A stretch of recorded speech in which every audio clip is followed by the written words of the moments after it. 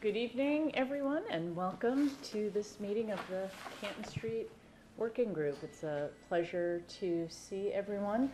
I'm pleased to have my colleague on the Select Board, Joe Previtera, with us tonight, and as such, we need to officially open our meeting. So if you would like, Mr. Chair, I would move that we open the Select Board meeting. I will second that out of necessity. All in favor, please say aye. Aye. Aye. Opposed? Motion carries. And the reason we do that is because we have a quorum of the Select Board, 2 out of 3, so we needed to post this as a Select Board meeting as well. So we have done that. Now I'll turn it over. Grant recording? Pardon me? Grant request for... Oh, yes, we will allow Westwood Media Center to record the meeting and thank Charlotte for being here to do that. Is there anyone else who would like to record the meeting? I see no affirmative responses. Good evening, and I'd like to just start with some opening comments. It seems like it's been a long time, and a lot has happened and been going on, and I just thought I'd bring everyone up together in a general way. First of all, you know, this all started, when I say this all started, a lot started before this, but there was a hearing on September 28th at Downey School. Many of our residents, including yours truly, came out to speak against that project. That was successful. To be very clear, that project doesn't exist. That plan does not exist today. What we're going to see today, I'll come back to in a minute, is a new plan. Our committee was formed, and we had 3 meetings, one in January 18th, February 7th, and February 21st. The January meeting was an organizational meeting. It became very apparent after 2 meetings that we were asking ourselves to become engineers, and we're not qualified to do that, so we had to change process. That's when it was decided to form a small working group. I want to thank Ed Driscoll, Gary Yasilian, Nora, who joined me in forming that group to work with Jonathan to see if we could understand what the options were and come back to this committee so we could show something that we could then start getting input on. That committee met 3 times, March 15th, April 12th, and May 15th. I will also tell you we posted each meeting, and residents did attend each of those meetings as observers, and we appreciate that as well. As I said a minute ago, what we're going to see tonight is the result of our small meeting group work to devise a new plan for comment of this Canton Street group. On a side note in this pause, I haven't really tracked them, but I know I am safe to say that I've heard from over 30 residents in the last 2 months alone. I also want to point out or say that I truly appreciate the calls. It's very helpful to hear all the different perspectives and points of view. And I hope when you hear and see the comments and the plans and things we're going to show tonight, for anyone who shared thoughts, I think you're going to see we tried in the best way we could to accommodate as many of those comments and thoughts that we could. I also have learned to truly appreciate how important this is to all of us. I can tell you the calls I've received have been respectful, passionate, educated people calling to share their views. And the other thing I learned is that I do believe we're truly looking for the collective correct answer. I want to remind our group that our mission, we are not a granting authority. We are an advisory group. And our mission is to make a recommendation to the Select Board. And I hope that's what we end up doing. Whatever that recommendation is, that's our mission and that's what we're going to do. Just one thing I feel I need to say, even though I've said it probably 10 times because it keeps coming up in phone calls. What we are doing today is a town initiative. It is not a state initiative. Just so people understand, there is an item on what's called the TIP, the Traffic Improvement Plan, for a project on Canton Street. That means that if we develop a plan that can get acceptance by the state, there probably could be funding. But the state is not running the plan. The state is waiting for us to see if we come up with a plan for them to review. So everything we are doing is a town initiative with no outside influence at all. And the reason I'm pointing that out again is because so many people ask that question. What is the state's involvement? Why is the state doing this or that?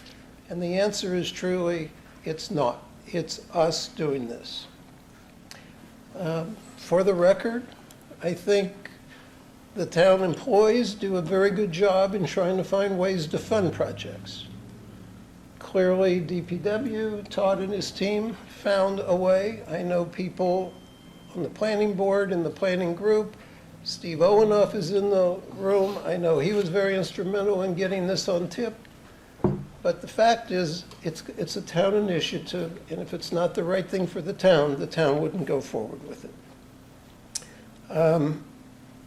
As I'm looking at this, just to share my perspective, I'm looking for a yes with the following priorities. That we come up with a plan that first improves safety, secondly, finally does traffic calming in our neighborhood, and provides access that people are asking for. And I look forward tonight to a very interactive meeting. Please, committee members, offer your input. If you like what we did, you can thank Ed, and if you don't like it, blame Ed.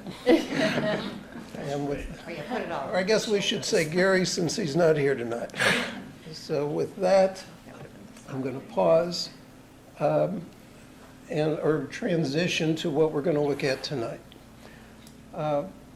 As I said, we're going to show a new plan. What we did in our 3 meetings, the first meeting, we started with the process of going from the very northern part of Canton Street to the southern part, with the idea of understanding if there was a project, whatever that project is, should it be on the westerly side of the street or the easterly side or both? Part in one section of the street, part in another.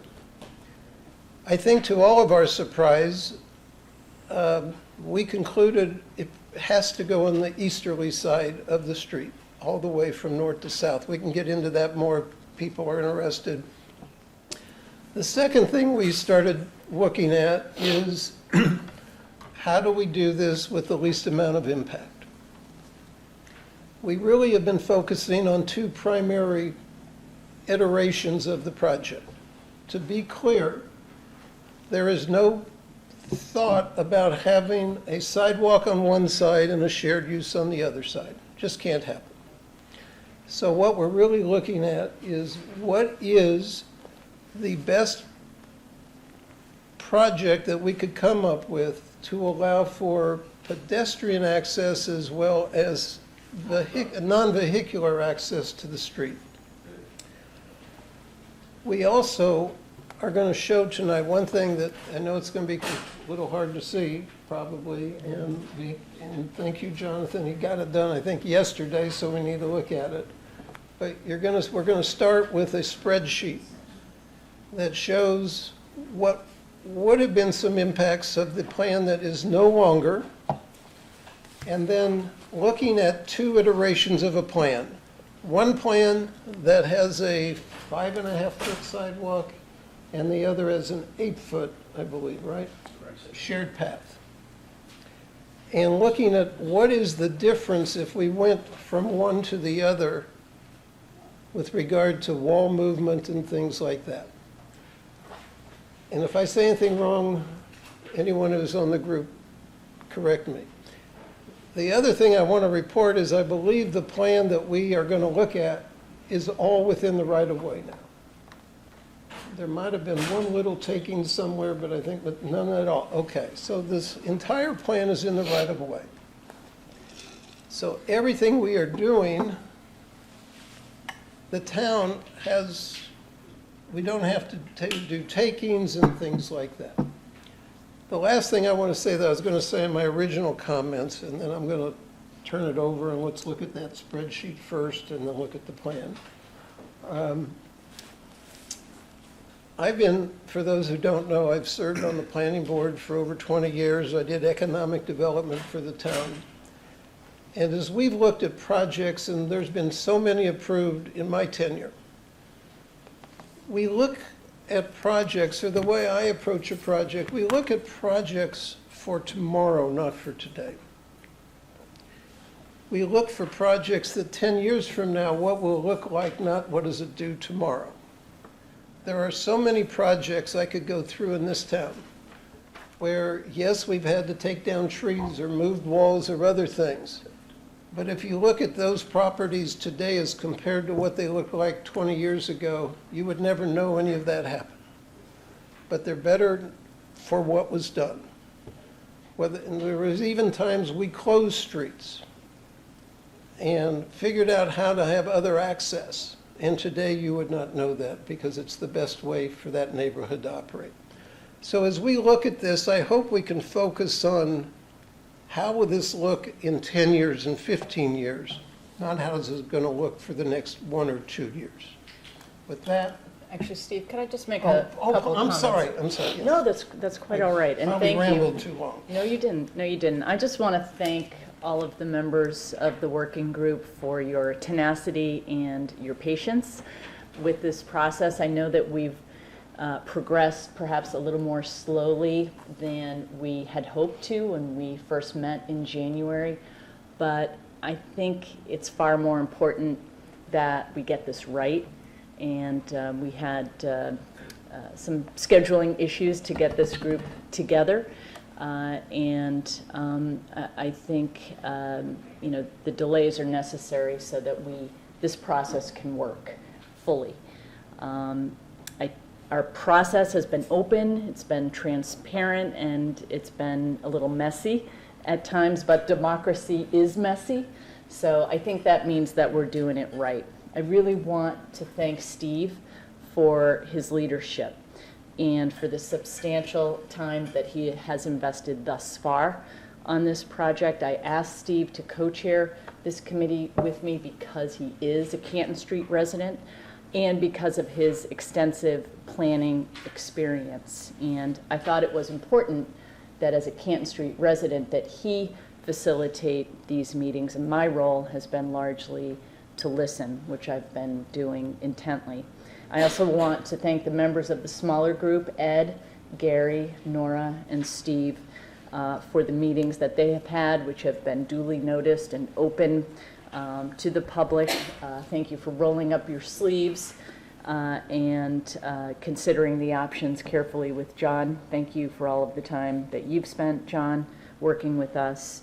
And I agree with what Steve said, that as town leaders, all of us here, we need to be focused on long-term safety, long-term access, and the long-term character of Canton Street and the entire neighborhood. And I look forward to our further discussions.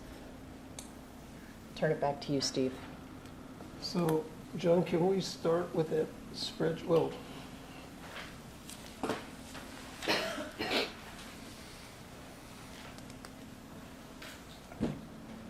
and can you blow that up? Of course. Who here could read every line? Yeah, and if we could, that's perfect. All right. So there's a lot of information on this to digest. Let me give a quick kind of overview of what this table is presenting. This table is a list of the 60 properties within the project area that abut Canton Street that currently have walls, stone walls typically, along their frontage. The three columns for 25% design, alternative 1, and alternative 2 are a comparison of what the anticipated impacts to the walls for each of those properties would have been under those three scenarios. For example, under the 25% design, nearly every property in that column had the wall impacted, given the fact that we had the wider side path on one side of the road and the sidewalk on the other. So Steve had set the stage with kind of summarizing the alternatives that we started to look at with the small working group. Alternative 1, which is the column in the center, represents a cross-section where we have an 8-foot side path along the roadway, and then a slightly narrower roadway than at the 25% design. So the new concept design is showing this alternative 1, and then we can also compare it to alternative 2, which is an alternative scaled back from that side path option to provide a comparison of what if we were to just provide a sidewalk on one side of the roadway instead of that side path? To show what are the reduced impacts that would result versus alternative 1, the side path option.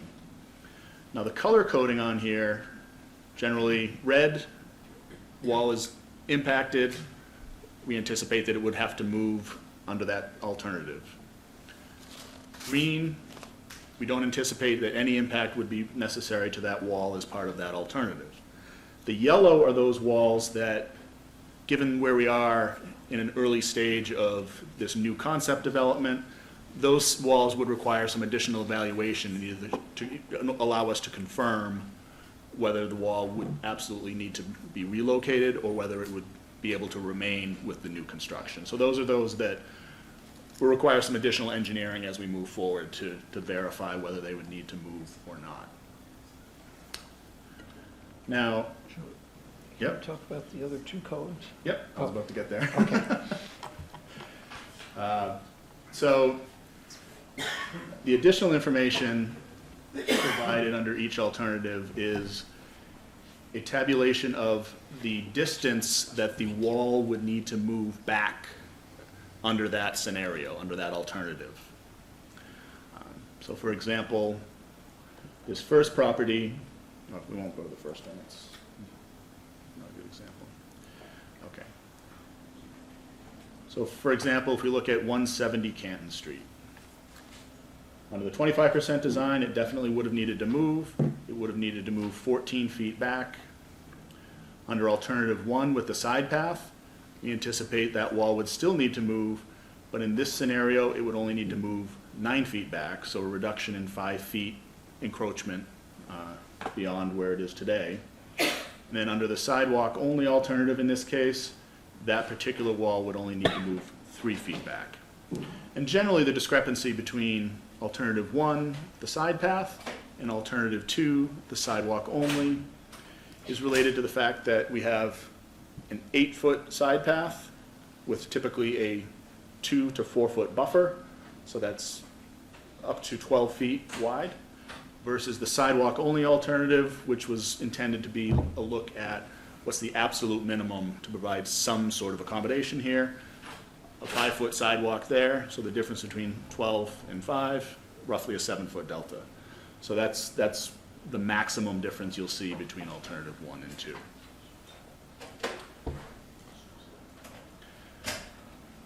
So as you visually scan down the columns between and compare the columns between alternative 1 and alternative 2, it becomes apparent that the overall magnitude of impacts between alternative 1 and alternative 2 to stone walls is relatively equal.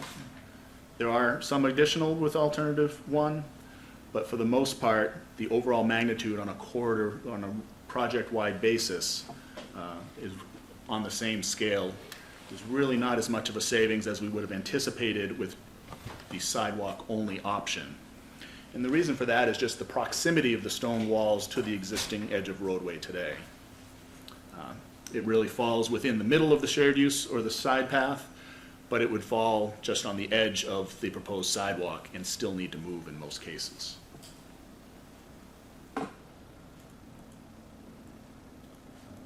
Steve, is there anything else you wanted to comment on? Well, maybe, again, I wanted to show this first so our committee members can think about the questions or see it, but the impression, or before I say what I was about to say, so what's new, because those who attended our meeting, I asked John to add that other column with the distance. Because it's one thing to see green to green, but if there's improvement, let's see really what that change is still. There's still a change. So let's be open, let's be transparent, I guess is the current word, and look at those differences.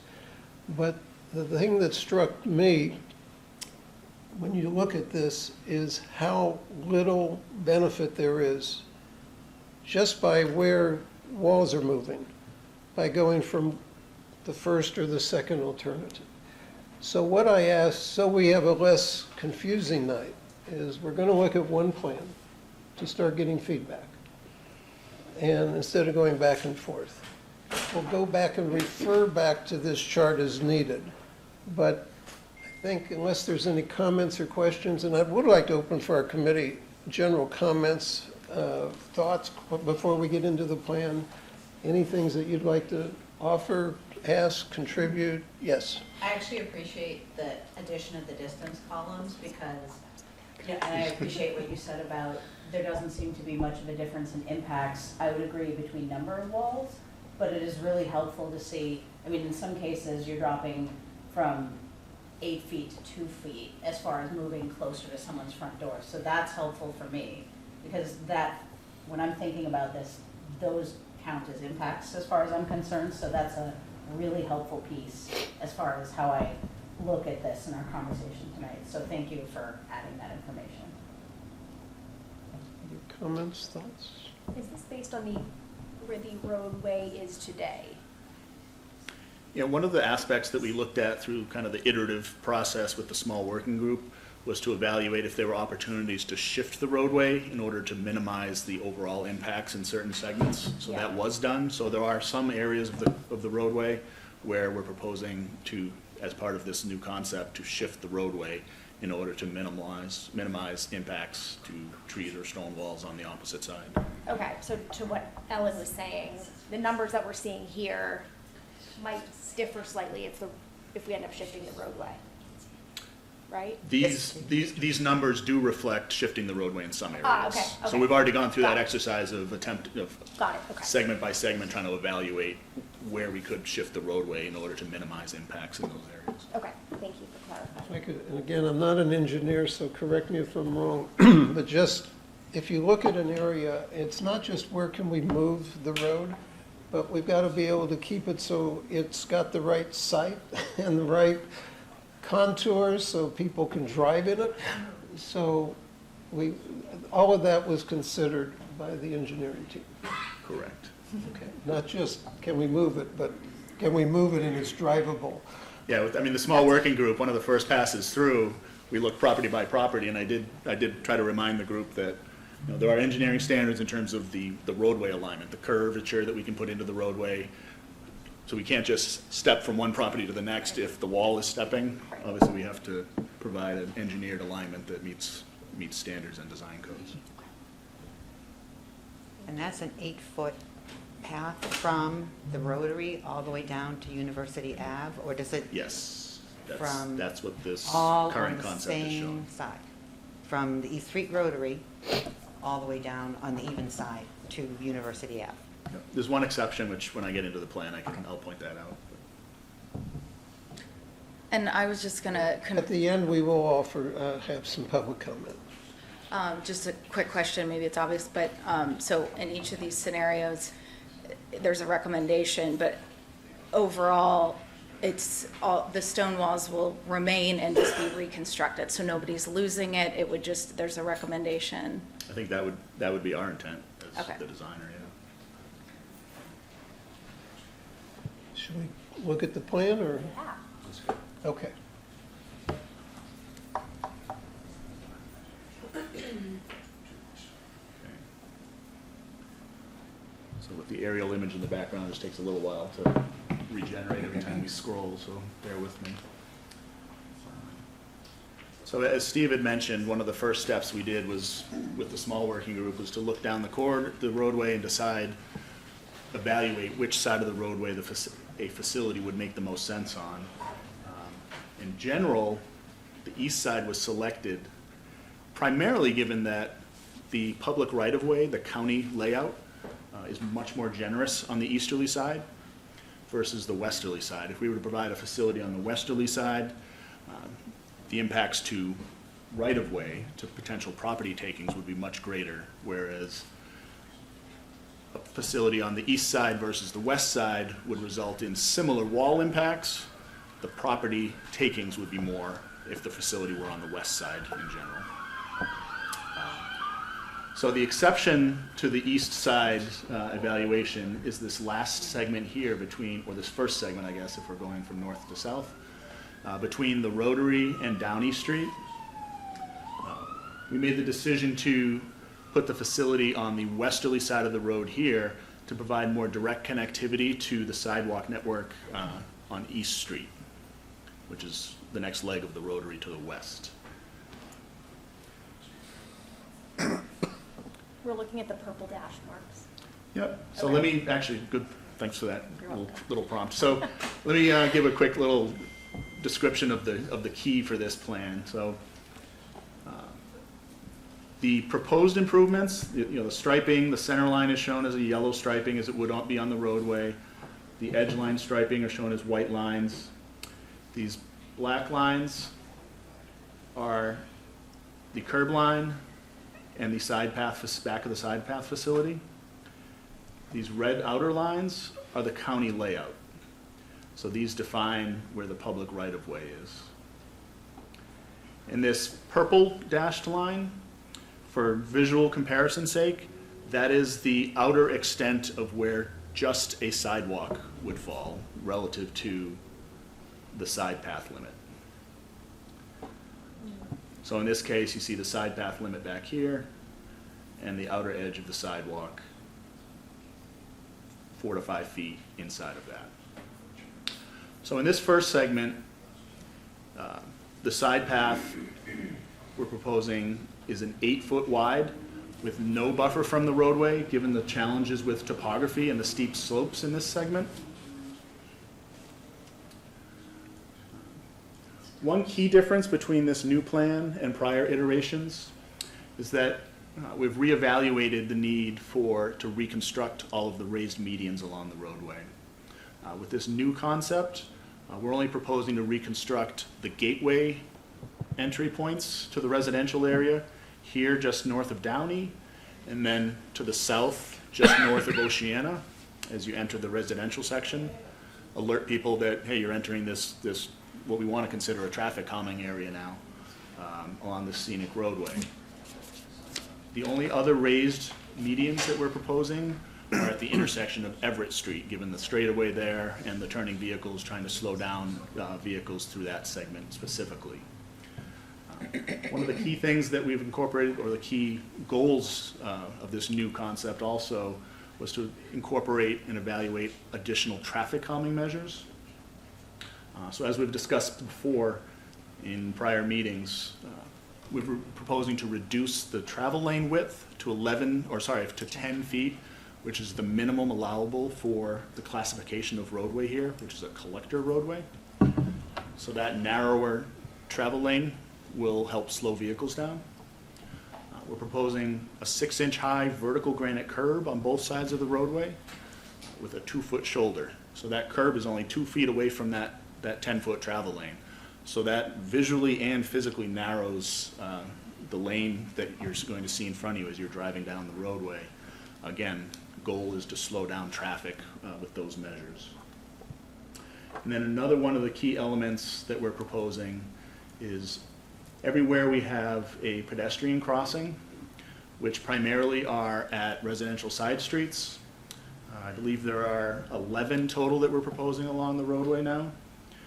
8 are directly at residential side streets, and then there were 3 additional that we determined were ideal spots, given the distance between, the relatively long distance between side street locations. We wanted to provide some access for those abutting homes on the opposite side from the facility that don't otherwise have a crosswalk nearby.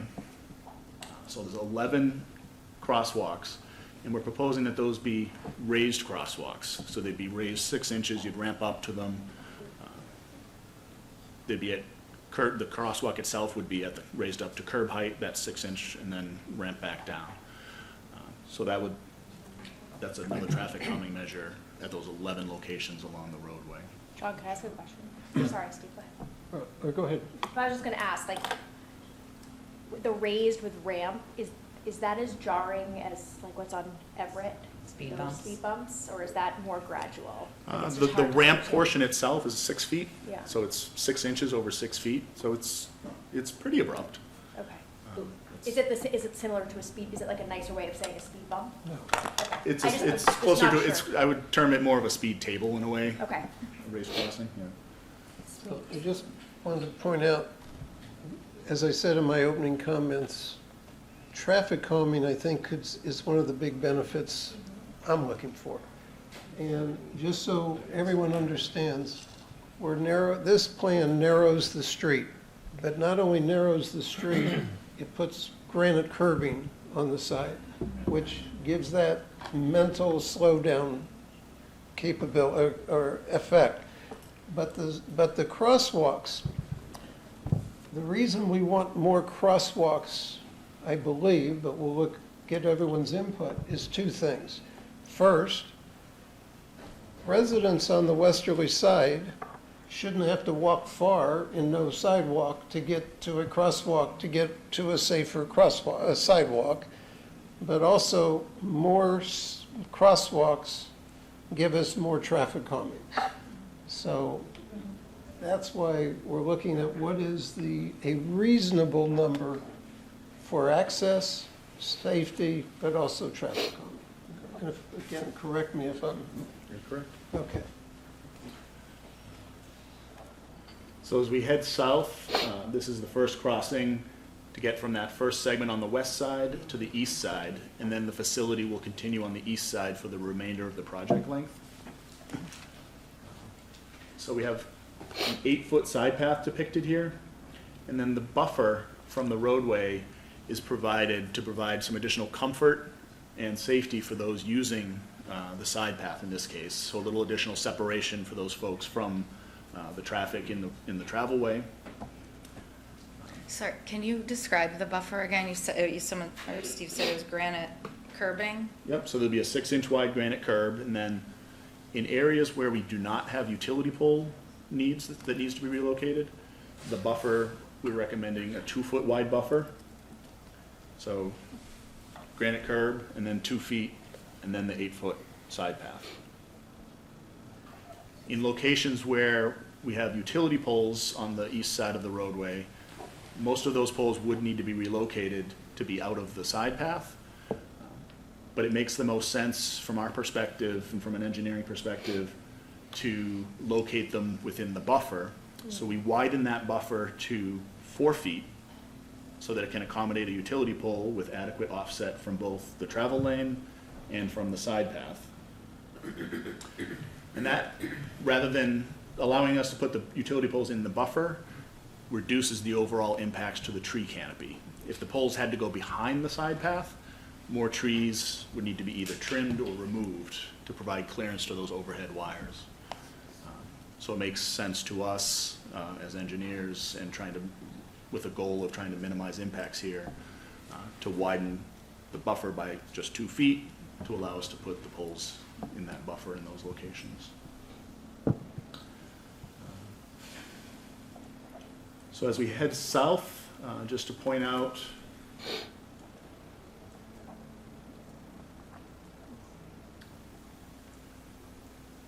okay, here's the first one. So in locations where we anticipate that stone walls will be impacted, on this plan we provided an inset photo of the stone wall just to provide some context for those reviewing of what the scale of that wall is, what the size, what the composition, is it a formalized landscaped wall? Is it more of just a small informal pile of stones? What does it look like? And And then also, there's a color code to the walls themselves. For example, here, this color code corresponds to the same color codes that are on the table that we saw earlier. So the walls that are colored green, we don't anticipate would be impacted. The walls that are colored red, such as the wall along here that you see depicted in this photo, we anticipate that that would be impacted. And then the walls that are colored yellow require some further evaluation as we get into design, further into design.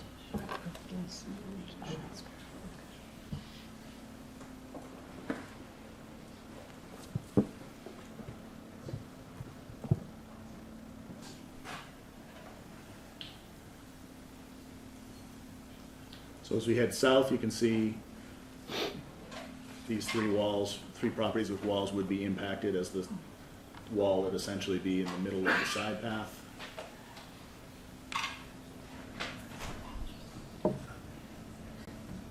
Walls are offset further from the roadway here, so we're not impacting these as we head further south.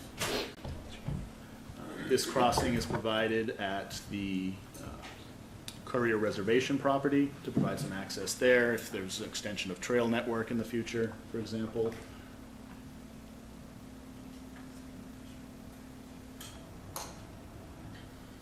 Pedestrian crossing at Forbes Road with a sidewalk connection here.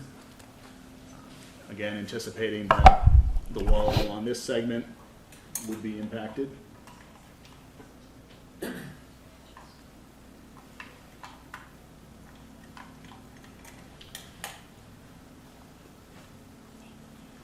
And as we enter this stretch, you'll see quite a few of the properties through this segment, this middle segment. We do expect that they would be impacted by the project. However, we did evaluate, is there an opportunity to shift the roadway to the westerly side through here? And as you can see, there are also walls on the westerly side. And in some cases, there are relatively large trees close to the roadway on the westerly side as well. So we did go through an evaluation process as we stepped down the roadway from north to south to try to evaluate if there was an opportunity to try to minimize those impacts. And unfortunately, with this iteration of the concept, we don't anticipate that those wall impacts can be avoided altogether.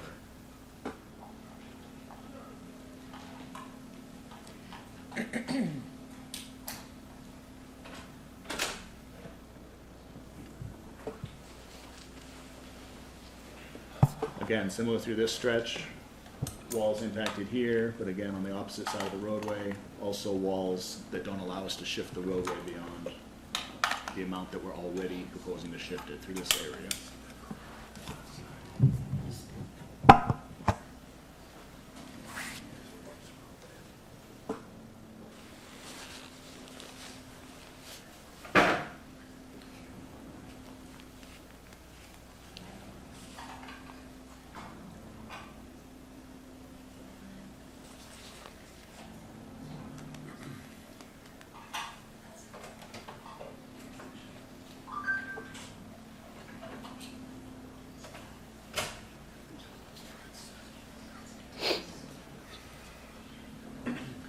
So this is, we're at the intersection of Everett, where I mentioned proposing to retain or reconstruct the raised medians at this location, again, for a key traffic calming benefit at this critical intersection.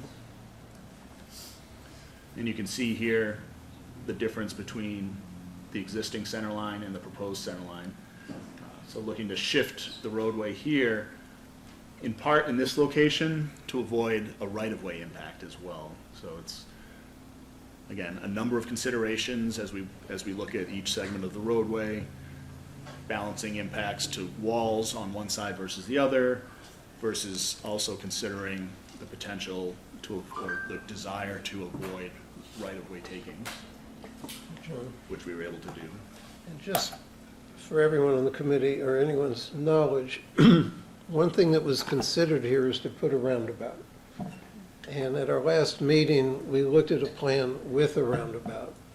Unfortunately, it just doesn't work because of the way right lane comes out. We can't have 5 points, white lane. We can't have it cutting, in our opinion, it was too close to that historical barn, and there's not enough distance if it came out on Canton Street to be a proper entrance or exit onto Canton Street. So we removed it. So if anyone saw the roundabout here, those are the reasons it was removed. It just doesn't work and meet standards. Correct.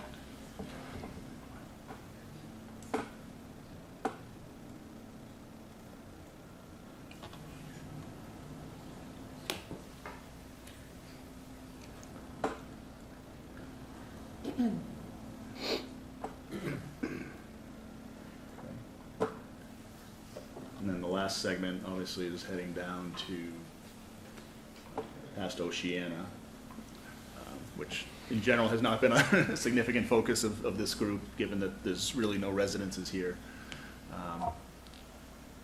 So we really, as far as looking at impacts, really focused on the northern segment from Oceana to the north, up to Downey. Could you look from Hemlock to Oceana again? I must have just missed that whole thing, or it's so short, it just didn't pop up.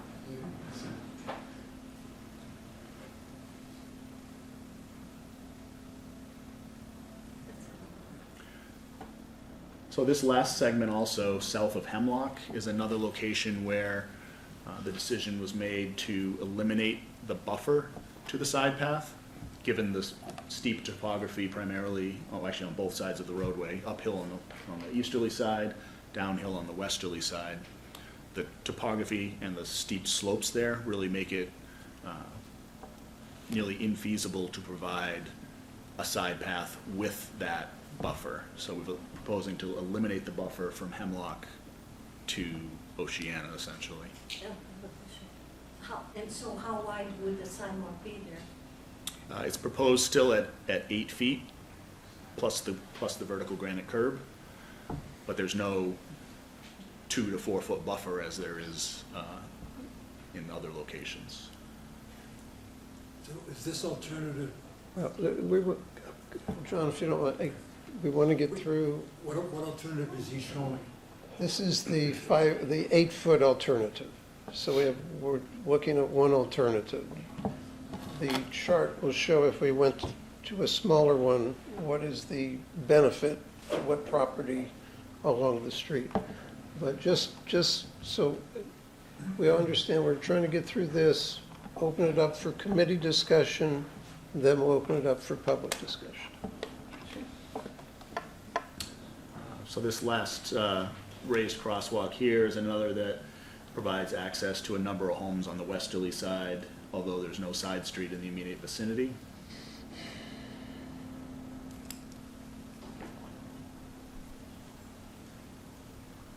So relatively few wall impacts down through this last segment here. And then this is the last of the gateway raised medians that we would propose just north of Oceana as you enter the residential section heading northbound.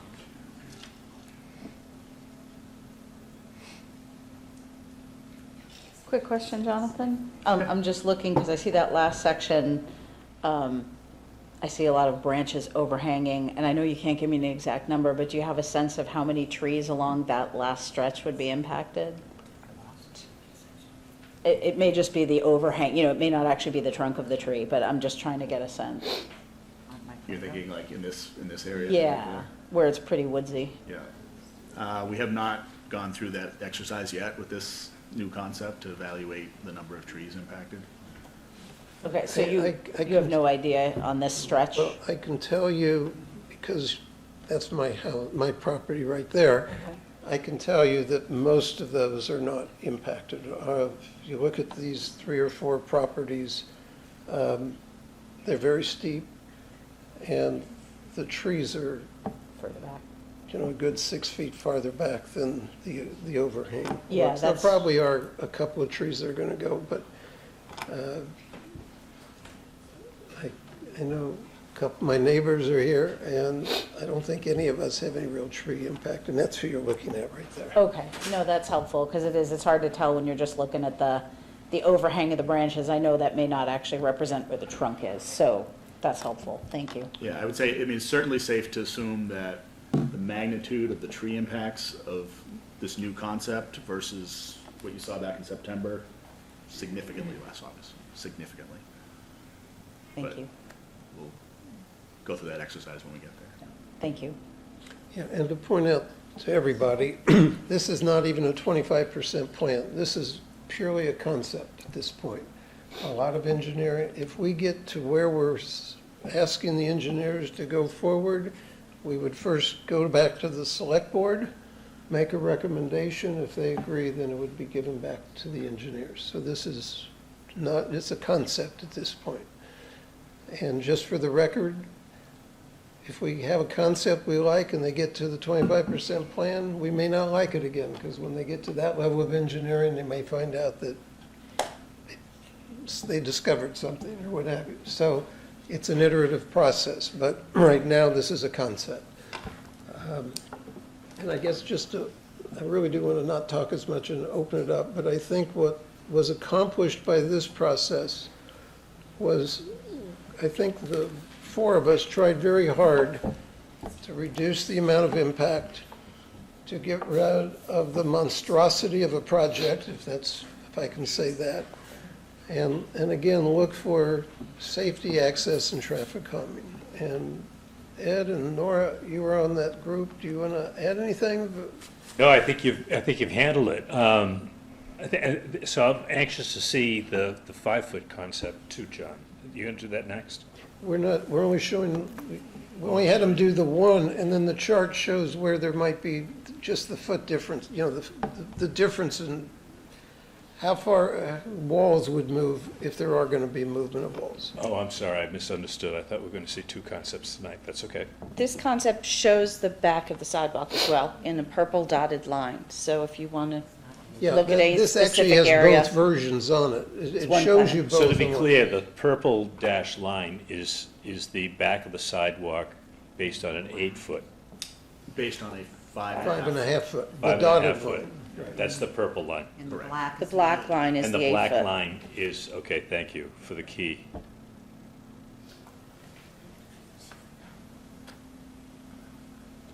That actually sparks one more question for me, I'm sorry. No. As far as the buffers go, is there a difference? Because I know in some areas there's no buffer, in some areas there is a buffer, and there's varying widths of buffer. Would that be the same with the 5.5-foot plan, or would that change the buffer? And the primary directive we got in looking at the 5.5-foot sidewalk only option was to consider it as the absolute minimum to get some accessibility on the roadway. So this purple line represents a line with no buffer Okay, along the roadway. gotcha. So but it would have curbing, the 6-inch Correct. granite curbing? Okay, thank you.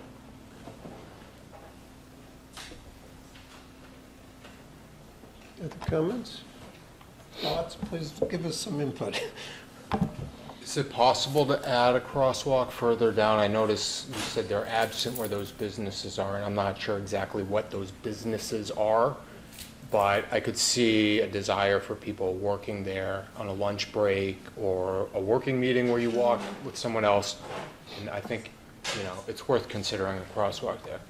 Because I know if you build a path like this, I could see workers trying to use it as well. Good point. Where are you referring to? It's a good South of Oceana. Oceana. Like the businesses. Like, we're thinking about it Right from there. residents, people on the street, other users, but there are people working there during the day, Monday through Friday, or whatever the hours are, that may want to, get some exercise. There's already sidewalks. Yeah, I would say that's certainly a location we could consider. I mean, I don't see any fatal flaws right off the bat in terms of sight distance or anything, so.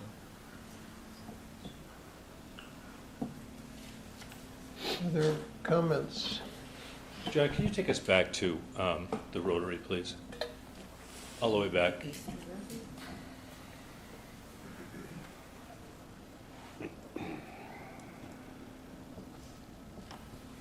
And then start to move down. Let's get across the street on the east side. and then just move us along as best you can. It's a little hung up. Oh, I'm sorry, bear with me. Do you have the ability to make No, it I any understand the bigger? technical issue. Go ahead.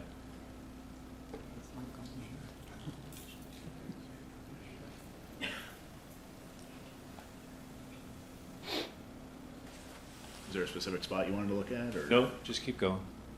I just want to make sure that the audience has an opportunity to relook at what we're talking about here.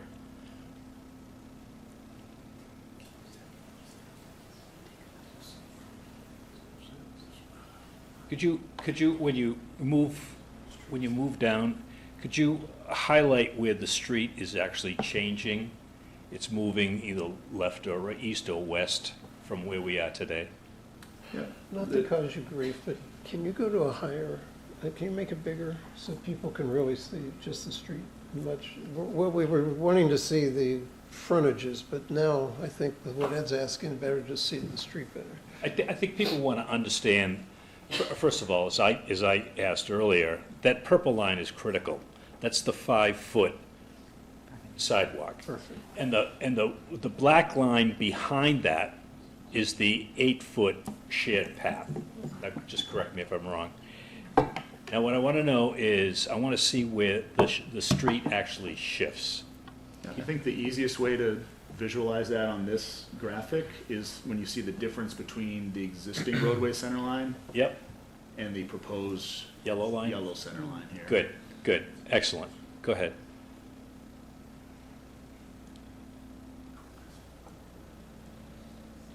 Obviously, in this area, it's shifting, given that we're removing those medians here.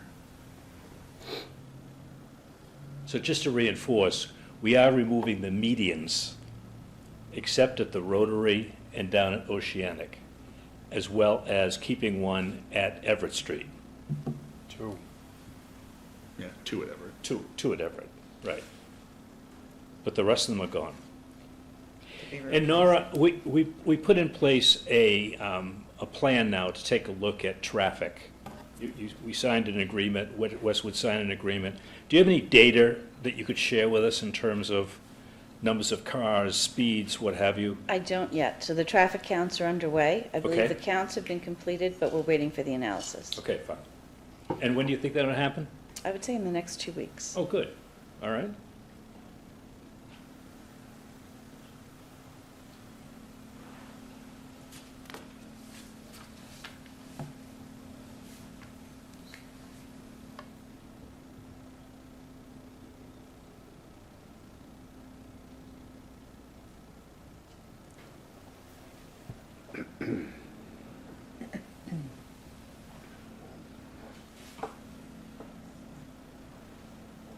You can see there's a shift of probably 1 to 2 feet in the center line through here. Yep. John, these are examples of houses that will be impacted at the 5.5 foot and the 8 foot, right? The stone Correct, walls? yeah. Okay. The purple's the 5. Yeah, but even at the 5, these walls will be impacted. I just wanted to make sure I'm understanding the lines. Yes. Yeah, I think that's the beauty of John's proposal here, or presentation actually, is we're trying to highlight where we're seeing some impact. And to iterate, not to be redundant with what Steve said, I mean, the whole goal of the subcommittee was to minimize as much as we could the impact. And so what you see is kind of the limitations of where we are. One of the things to note, one additional thing to note about the sidewalk only line, where that falls relative to walls. In some cases, I think this was kind of prompted by a question that Gary had at one of the most recent meetings. In some cases, you'll see this magenta line is just inside a wall, but the wall is shown as red. So the question was raised, well, it looks like we could save that wall, how come we're not? And the reason, in most cases, is if you look at the composition of these walls, if you could picture an excavator coming up and digging right along the face of that wall in order to install a sidewalk, that wall is going to be disturbed, it's going to cave in. So there's an indirect impact, not necessarily a direct impact. So that wall will be impacted and need to be relocated in those cases. So we've performed that initial evaluation, and that's reflective of the coloring on the walls on this plan. So you can see there's a pretty significant shift in the center line here on the order of 8 to 9 feet. And that's in an effort to save as much of this retaining wall through this segment as, or not retaining, on this stone wall through this segment as we can.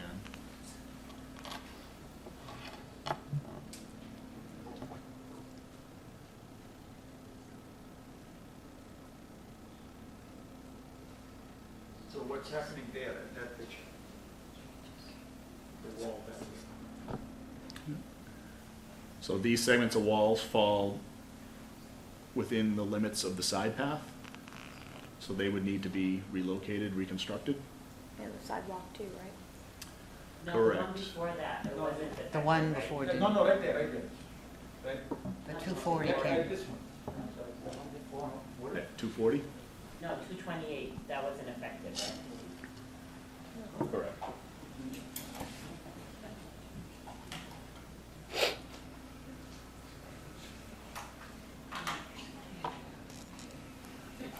The one before was 228, that wasn't affected, right? That's correct, was not.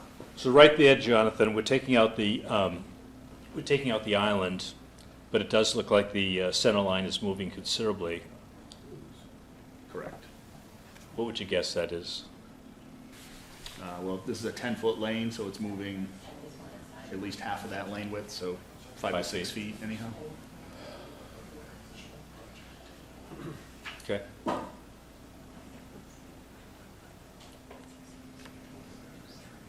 I think when these medians were installed, the roadway, you can see, was shifted, I think probably to accommodate that median at the time, so it's reverting back to maybe its historic alignment through there. And I hope you feel this is better than looking at two separate plans. You can see everything on one. And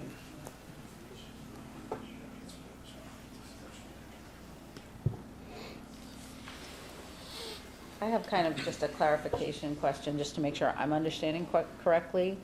The areas where the road shifts, is that gonna have any impact on like the other side of the properties, or no, because you're narrowing the width of the lanes? You can do that without having any kind of trickle-down effect to the properties across the street? In most cases, there's no additional impact across the street, and those are the locations where we decided, okay, there's some value in shifting the roadway here. Okay. There are still some impacts on the opposite side of the street, and those are in cases where the walls are very close to the roadway on both sides, so we need to shift one way or the other in that case. Gotcha. Can you show us those houses? Where there's, They're gonna be impacted on the this south side? Yes. And is the red line indicating that on the other side? again, we're going to have committee discussion, and we'll open it up. Please try to remember your questions. I want to try to accommodate them, but we got to, the walls that are shown in red are those that are impacted. This red line out here is the public right-of-way. So the thin red line is the public right-of-way.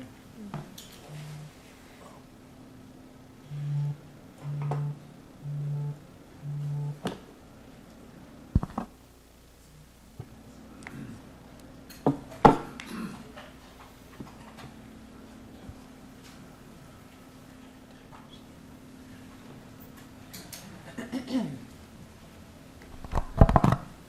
think there were only a couple of spots where we had walls on the south side, so there's 1, 2, 3 properties. So if we zoom in, Yeah, so what's going on that wall? Because there's plenty of room from the street to that wall. I'm going to say one more time. We're going to try to have a committee discussion, then we'll open it up to questions from the audience. so the roadway in this location is shifted to the west in order to minimize the wall impacts along here, but also we need to accommodate this sidewalk connection. We want to accommodate this sidewalk connection to Everett Street to get pedestrians out of the intersection, and anyone that's coming to and from Everett Street, access to the facility on the east side of the roadway. As a point of feedback, I mean, I really like the sidewalk that is sort of on the west side coming off the rotary, joining East Street. And then I think it's sort of a nice opportunity if you happen to be coming up Downey as well, you can still cross over and get to the Blue Hill Drive section, which already has lanes and plenty of walking area to bring you down to public transit or the university station area. So I think it makes sense to keep it on the western side there. It's a nice feature to connect the existing fragments of sidewalk.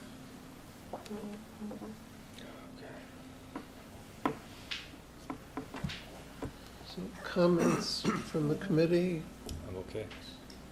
I just wanted to comment, from the graph, from the spreadsheet at the beginning, I was surprised to see how, yes, there were some differences and some, I think you had a yellow as explore or whatever the word that you used, but I was surprised to see that there's not that much difference in the impacts to the houses, which is incredibly important, between the 8 foot and the 5.5 foot, so that 2.5 feet. I thought it was going to make a bigger difference than it did, so I was pleasantly surprised with what I saw, so thank you.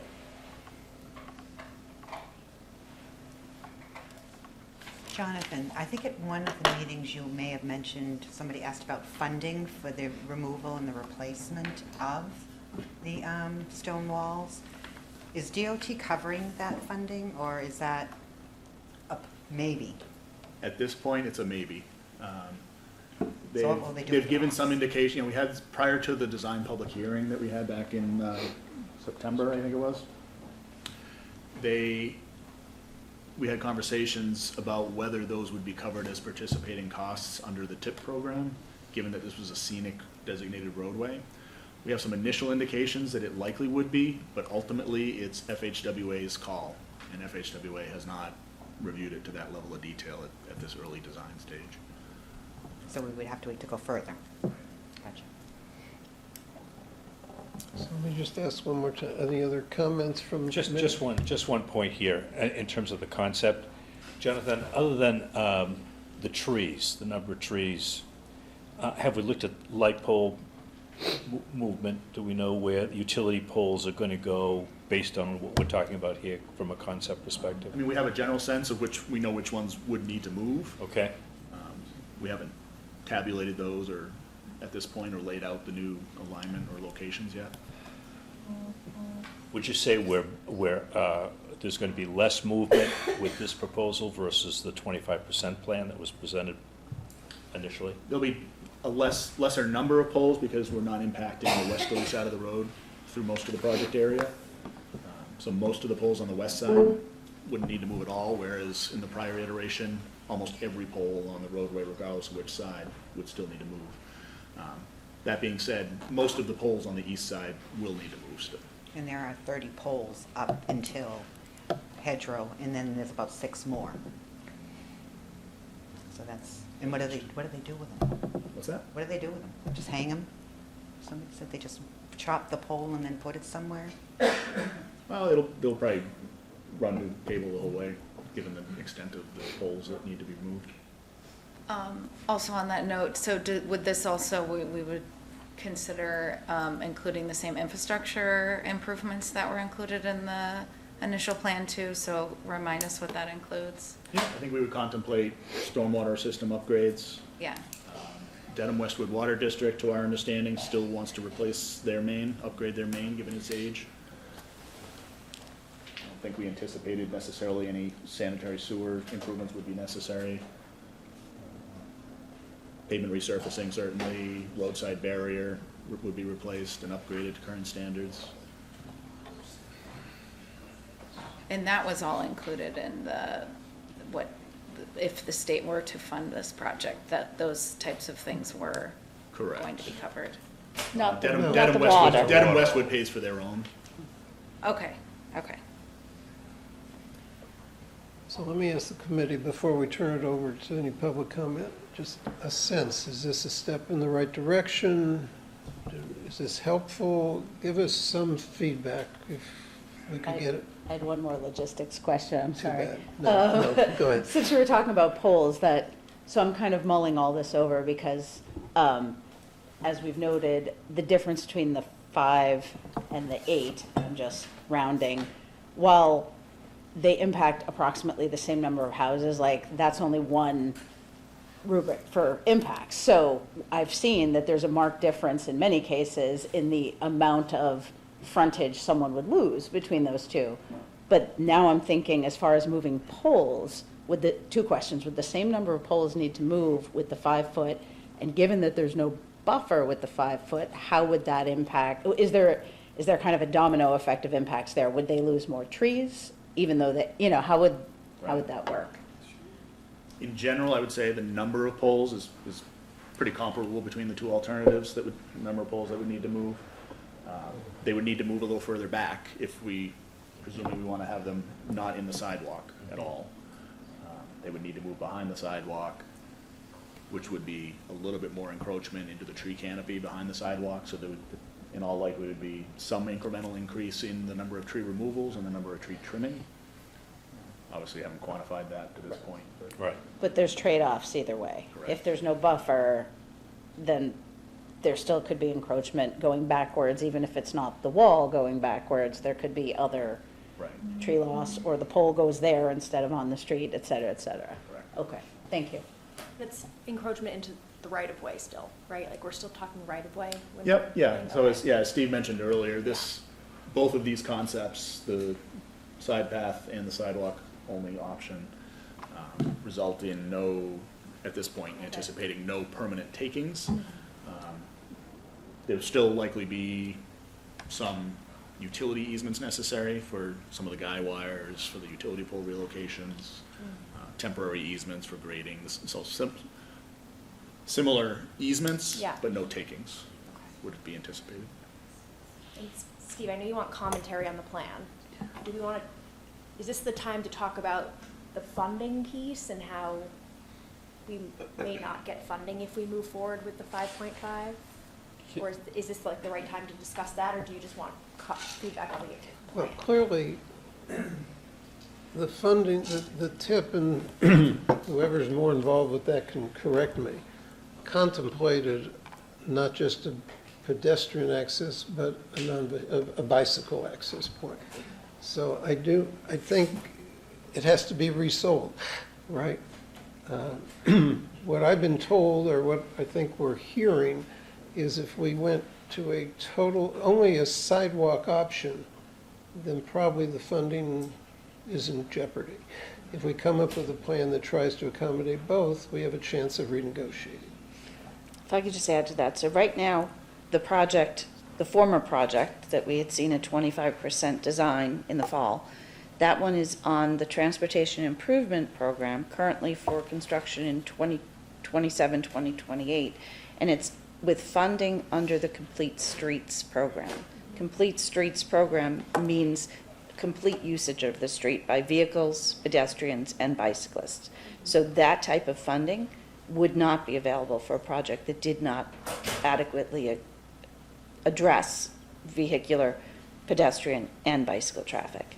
So it may be possible to still have a project that the state allows the use of Complete Streets funding on if it can accommodate all those users, even if it does it in a lesser footprint.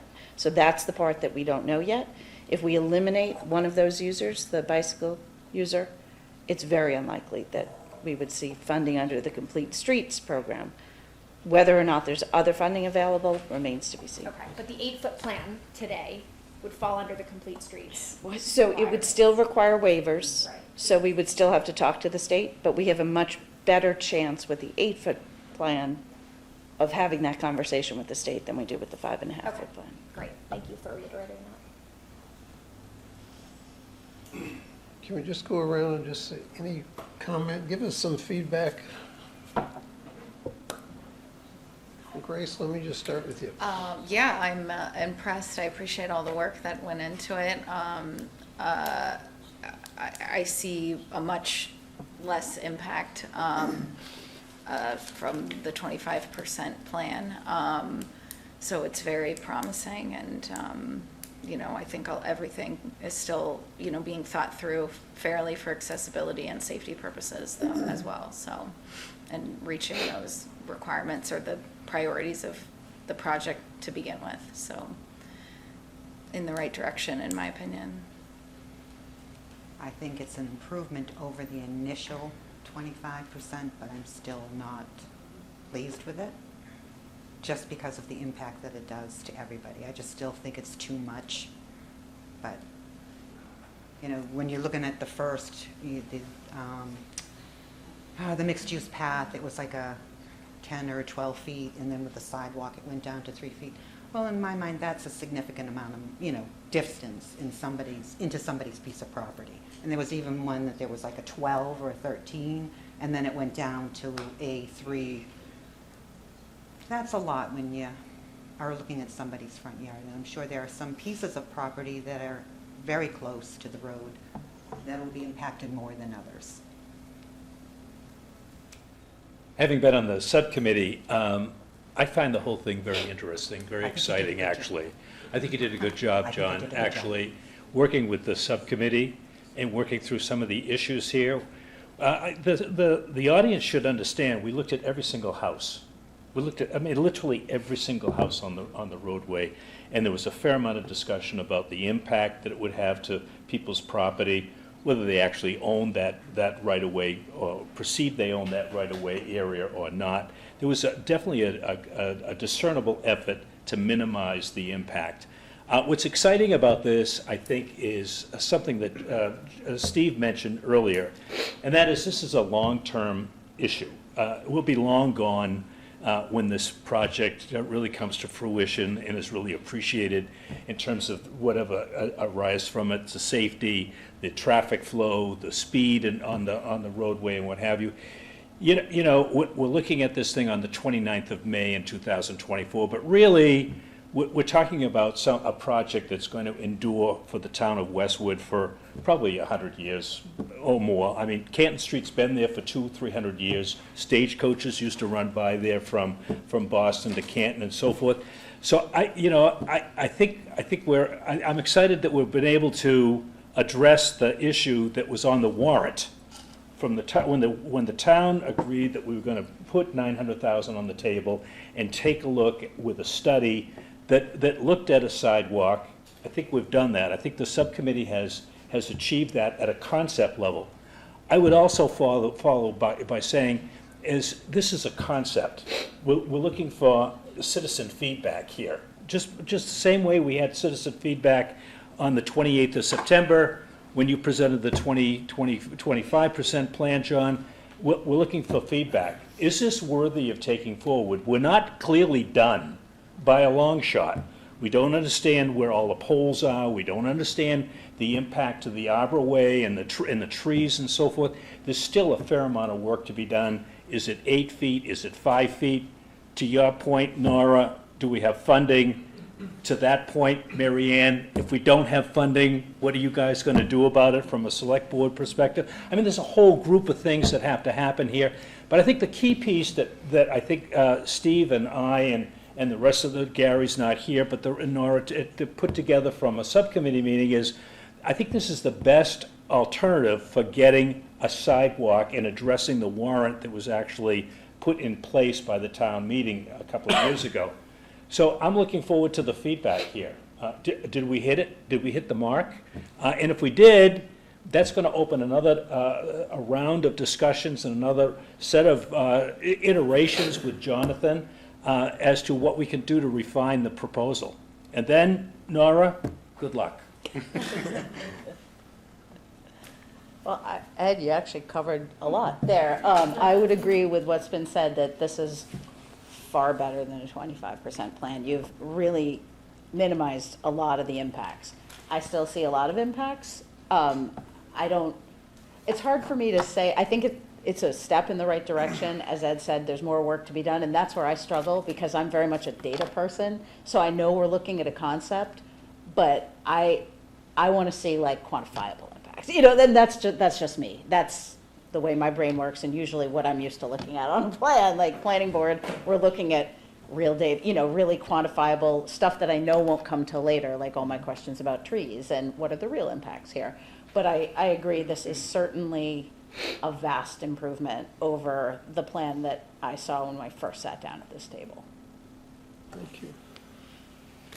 I think I'm just waiting to hear from the rest of the committee on which plan to recommend to the select board, the sidewalk or the shared use path. And then I'd be interested in hearing where the select board wants to take it from there. But I do think both are much better alternatives than having a sidewalk on one side and a full bicycle path on the other. Yeah, I again want to thank the small group for the work that you've done. And Ed, I appreciate your reiterating that you went through and looked at every single property. And I so appreciate the time that was spent doing that. And I think this does represent significant progress. I think maybe we can all, everybody in this room can agree on that. I've listened a lot to what people have said about traffic, about speeds, about safety. And I think this plan does a lot to mitigate traffic impacts. And I think that's really important for the safety of the neighborhood, particularly people who may be at risk in that neighborhood. I think it does a lot to provide access for folks in that neighborhood. I love that it is now all in the right of way, which it was not before. I think that's really important. And I think that a lot of care and attention has been brought to the character of the street, particularly with respect to the walls. And I think you raised a good point, about the funding to remove and replace. And I think that's something, if we go forward on this, that we have to really fight for to make sure that we get, because that's very important to this street and this neighborhood. I agree with your comment, Ed, about, it is exciting to think about having the greater safety, the greater access, and preserving the character, and I think adding to the character. I live on a corner property in the Hanlon neighborhood. My kids walk to school. I have a sidewalk on two sides of my property.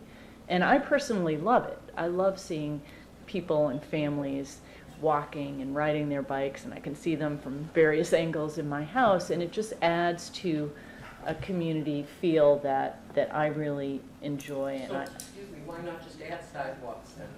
I mean, how does all... Excuse me, we're not having public Excuse me, comment. I'm asking her a question. It's not a time to ask question, excuse me. I thought you said it was a time to ask No, a question.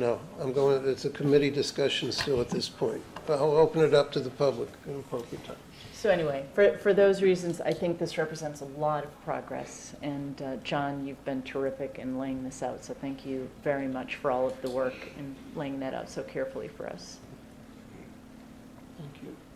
I think overall, like Mary Ann just said, I think John's done a terrific job with this, and it's truly an evolution of a design that was presented back in September for what we felt as though we're required to adhere to, and I think that's still something that we have to look at and keep in the back of our minds. I think Ed did make a great point. You bring this forward to the select board, or first and foremost, listen to the general public and see what the feedback is, and perhaps bring it before the select board if it is a worthy candidate to do so.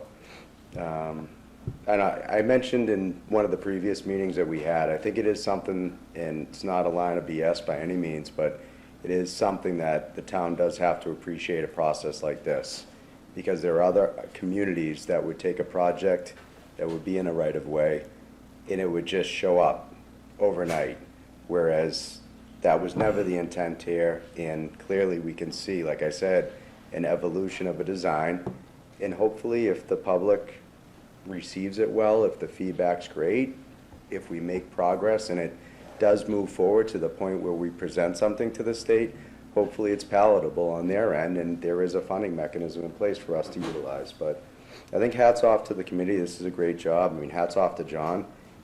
I think he got beat up pretty good early on, but looks like it's turned a little bit, hopefully, because he's done a terrific job. But, you know, between the committee, the subcommittee, and everybody that's attended these meetings, I think you're getting somewhere, whether it's a yay or a nay. I think we're finally making a little bit of progress. Whether or not it's going to move forward to another step, and TBD. It's up to the public, as it always has been.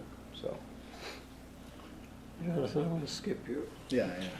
I really have nothing really other than what the other members have said. I think it's a great improvement. Selfishly speaking, I'll be happy they don't have to replace all of those island signs anymore, because that's a daily thing, it seems to be. But I think Jonathan and the committee's done a great job, and I'm eager to hear what the residents have to say about this project. I think it's a big leap forward. I mean, I think being able to see the lines superimposed and the spreadsheet was a great way to clearly, easily see the difference between a sidewalk and an 8-foot path and the impact to people. I think we need to keep in mind funding is going to be important. So 8 feet with minimal impact represented in the spreadsheet is a monetary component. I think we do need to tuck that in the back of our minds and really give that stronger consideration. But we're also talking telephone poles and really getting into the nitty-gritty, which is part of the process, of course, right, and asking questions. But I think I think it's good to take a step back and think about the larger benefit to the community. And Ed, you mentioned it, and you mentioned it in the open. This is something that is going to be a multi-generational type of infrastructure benefit, you know. And Mary Ann, you mentioned, you know, it's nice seeing kids using the sidewalks. I know we have a lot of that in my neighborhood. I drove down Pond Street on Memorial Day, and it was like a train of families going down that sidewalk going to the ceremony. And all these are beneficial to our community. They all support a healthier lifestyle. You know, if you don't think this is beneficial, go look at the top 10 causes of death in our country and tell me which one wouldn't be improved with exercise and a more active lifestyle. So I think this is an investment in our community and our families for the future, and I think it takes existing infrastructure and connects it in a way that really would transform this neighborhood. So I'm excited to see it, and again, I think we got to keep the benefits in mind too, and not worry about, you know, 2.5 feet on a 1 acre lot. Everybody said mostly everything I was going to say too, so +1 to all of that. Ed, thank you, and Gary and Nora and Steve for leaving no stone unturned. I know that this is probably close to the best thing that we can get given all the attention to detail that you had. I personally, as a neighboring street, I live on Hedgerow Lane. I am very excited about the prospect of being able to go for runs on the street without fearing for my life.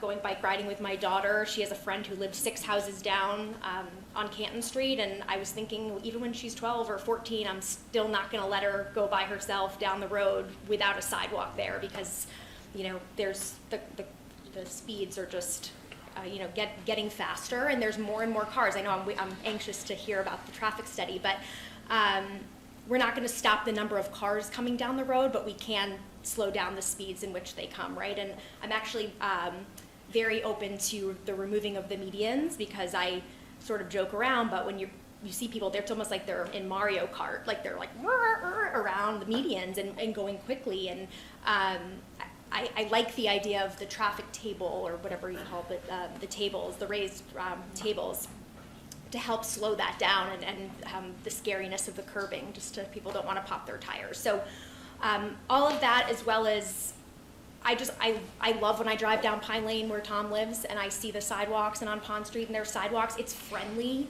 it's welcoming, it's community, it's connection.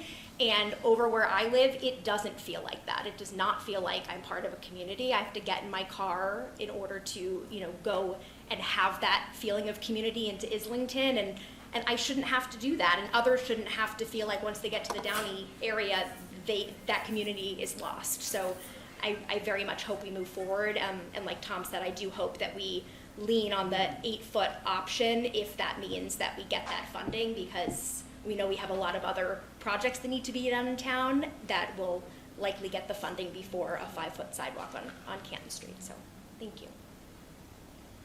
Yeah, so public safety wise, obviously it would be a safer street, having the sidewalks and slowing cars down with the narrow lanes. I didn't ask about hydrants because I figured that's so far down the road, it wouldn't even be able to be answered. They're almost all on the opposite side. Yeah, Right so. We'll still have them. They'll still be there. So safer street is what I see. I think the presentation brought a lot of clarity and hit the mark, answered a lot of questions that people had. So I want to commend you on that, John. And I'm interested in the feedback from the audience. Well, thank you. So I would like to open it up to audience feedback. I'm going to respectfully ask people to make comments about what? Microphone. Thank you. To make comments about the plan. That's what tonight is about the plan. And please, if you're going to make a comment, please do so, because this is being recorded. Come to the microphone. Please state your name and your address, and we're interested in hearing any comments about the plans that are before us. Just go to the mic. Steve?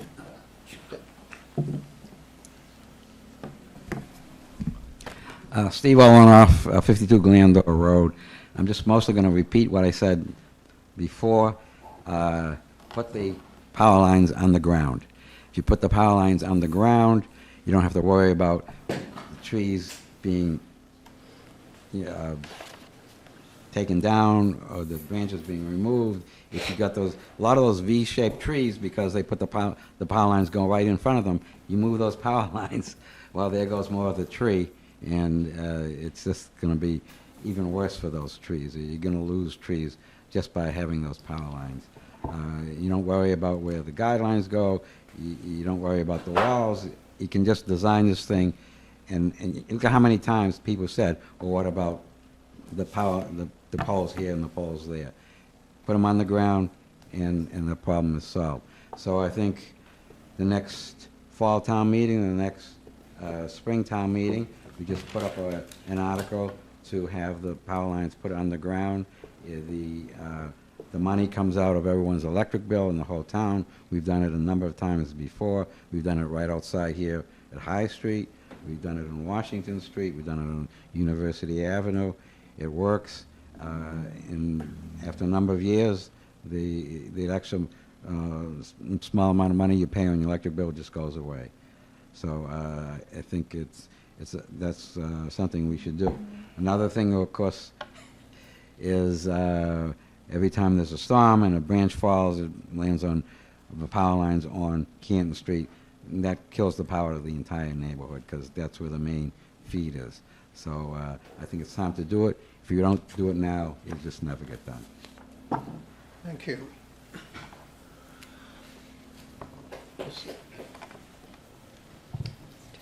Hey guys, Stu Eldridge, 366 Canton Street. I'm against it. My wall is going to be removed, and I'm going to have 2 new poles, probably 17 feet in front of my house. As for the cost-benefit ratio, I don't see the benefit. If the state pays for it, that's one thing. If the state doesn't pay for it, what kind of benefit are we going to get from the town? They want to pay an extra 10 million, whatever. Canton Street people, the benefit, yeah, we can walk around and enjoy the neighborhood. That's a very important feature, I think, or the considerations, the cost benefit.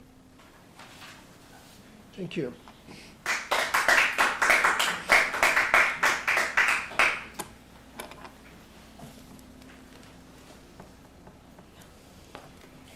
I'm Carmen Damasio. I'm on Endicott Street off of Canton Street, Witherby Circle they call it. If it's only to get the funding, I mean, I think everybody kind of wants a sidewalk, let's say, on Canton Street. Like you said, in your neighborhood, you see the people walking in the neighborhood, not on a 10-foot sidewalk. I don't, if the state's not going to pay it, 4-foot sidewalk. Granite curbs, straight up, narrow the street. UPS stops in front of you, you're behind them. UPS could put 2 wheels up on the sloped granite, Cape Cod berm. The guy behind got that 18 inches to see if anyone's coming the other way, because he's going to go around. If you're on a narrow lane, 6-inch granite curb straight up, the mail truck, the UPS, Amazon, you're going to pull up and say, oh, darn. And what do? You poke your nose out and get hit head on. So I think a slope curb, something like that. A 10-foot sidewalk, I'd start thinking of it. You're going to cut trees, pull stumps. You got those slopes, retaining walls. You got the slopes this way, retaining walls. Or you're going to cut back. I don't see how you build that without retaining walls. Just to get the funding, if it's 23 million 3 years ago, it's going to be 30 million by the time we get there. Well, they pay 80%. The town puts out $6 million to get a 12-foot sidewalk. People riding bikes. 10 years from now, even now I have an e-bike. Probably a little too fast to go on sidewalks. So my e-bike can do 28 miles an hour. I'm going to ride in the street. Concrete sidewalk, jogger. A jogger I don't think wants to run on a concrete sidewalk. You see them on East Street going to Dedham. Nice concrete sidewalk, granite curb. The runners are in the street. They don't want to run on the concrete. So to make it look like a nice neighborhood where kids walk and everything, 5-foot sidewalk, what you can do, I'd like to see a 4-foot sidewalk.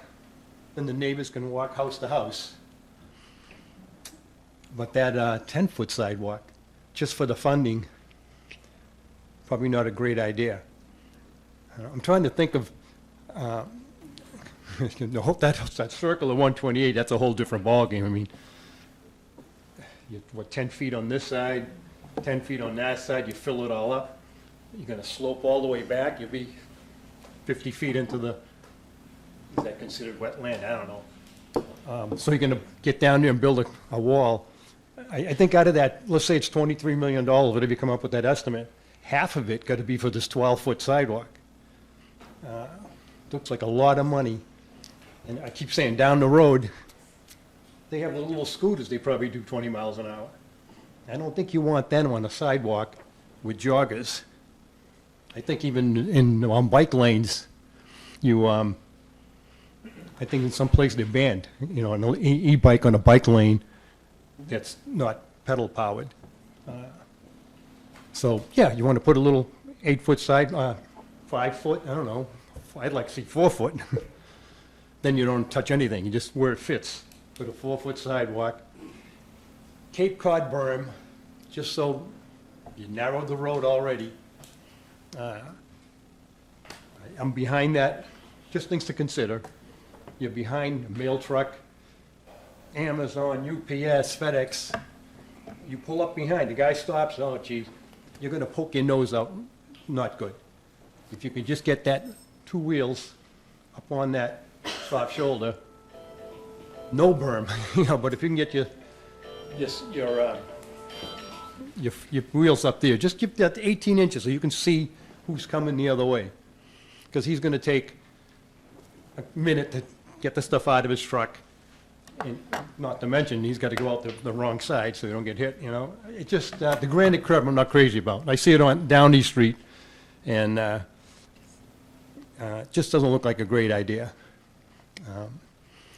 But like I said, just, if the town still has to, if it doesn't get funded, that's what I think everyone's got this funding. Or talk to people, say, let's use some common sense. We don't need a 12-foot sidewalk, 8 plus 4. 10 years down the road, somebody wants to, why do you want the bike lane? If they want to go to the railroad station instead of driving a car, in the morning, they're going to have an e-bike. You're not going to sweat and go to work.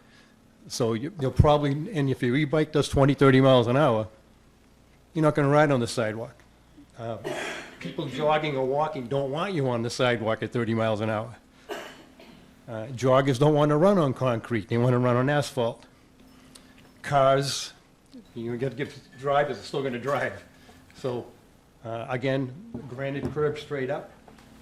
I don't know. I'd like to see, I tell you, like a one side, 4-foot sidewalk. Anyone can walk around neighbor to neighbor, and you're done. As far as jogging, if I was going to go jogging, I wouldn't pick a street with a lot of cars.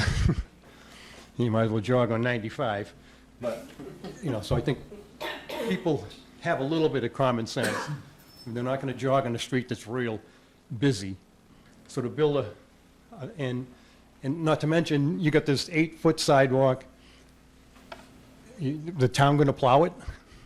You know, who's going to shovel the sidewalk? Who's going to take the leaves off it? It just sounds like, so if you could talk to the state and say, can we just put a 5-foot sidewalk? What is the handicap, whatever, 5 foot, and what's the minimum? Whatever law. And just, hey, can we get some money and do it? So we don't need this 8-foot sidewalk. I'm picturing in my mind what you got to do to put that 12-foot sidewalk in. You had to come up with some ideas on the big slopes. Retaining wall? No, we didn't have walls proposed in the original design. We wouldn't Slope anticipate way them back, there either. 1 to 1, 1.5 to 1. Yeah, in some cases, we had some steeper slopes. That picks, the hill got to be, and it keeps going up. I mean, you'll be back 30, 40 feet to get that slope.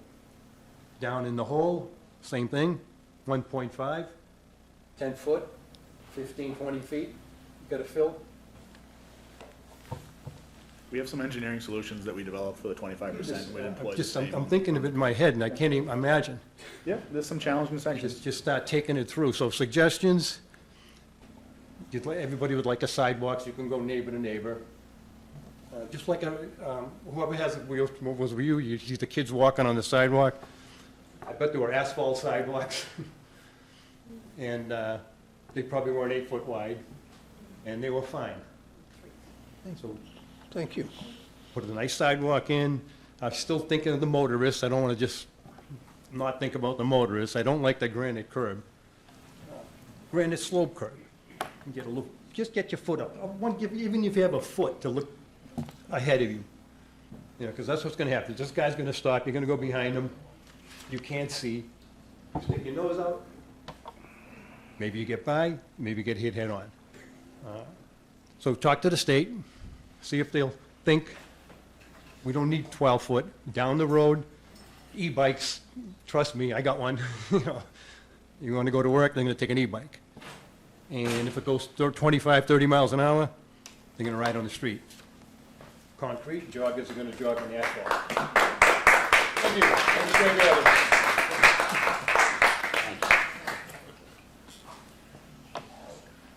Wow, that's more common sense than I've heard in 4 meetings. Sign that man up. You should have been on this committee. I think he's too smart. I'm Hassan Yeager, Forbes Road. I'm also your state committeeman for Congressional District. Give the public the plans, not the video.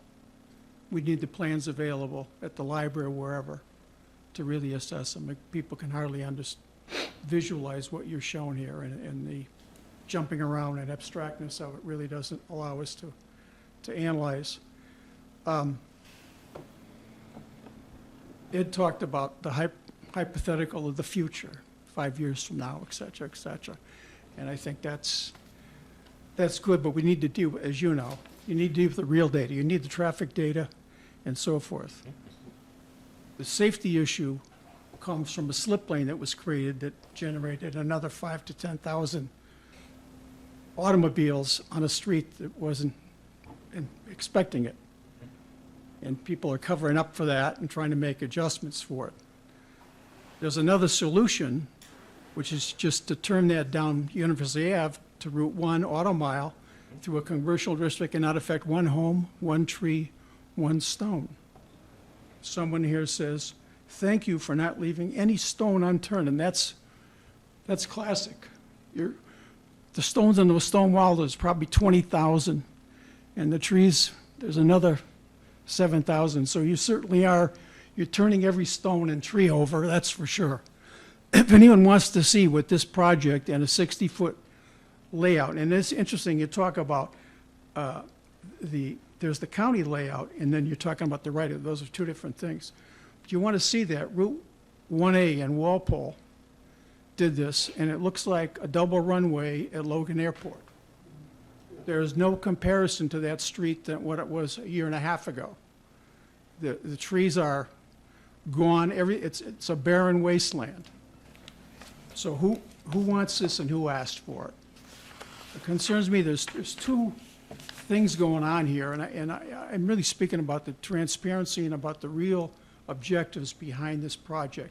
600 people signed a petition.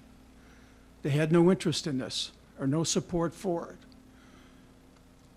Yet we have a committee, there's really only about 3 or 4 people who are independent Canton Street residents out of 15. Most of you are government officials, bicycle committee, selectmen, planning board members, and a couple of citizens. You're outnumbered, and I'm not saying you're outthought, but I just heard somebody with so much common sense, he knocks me over with the practicality of it.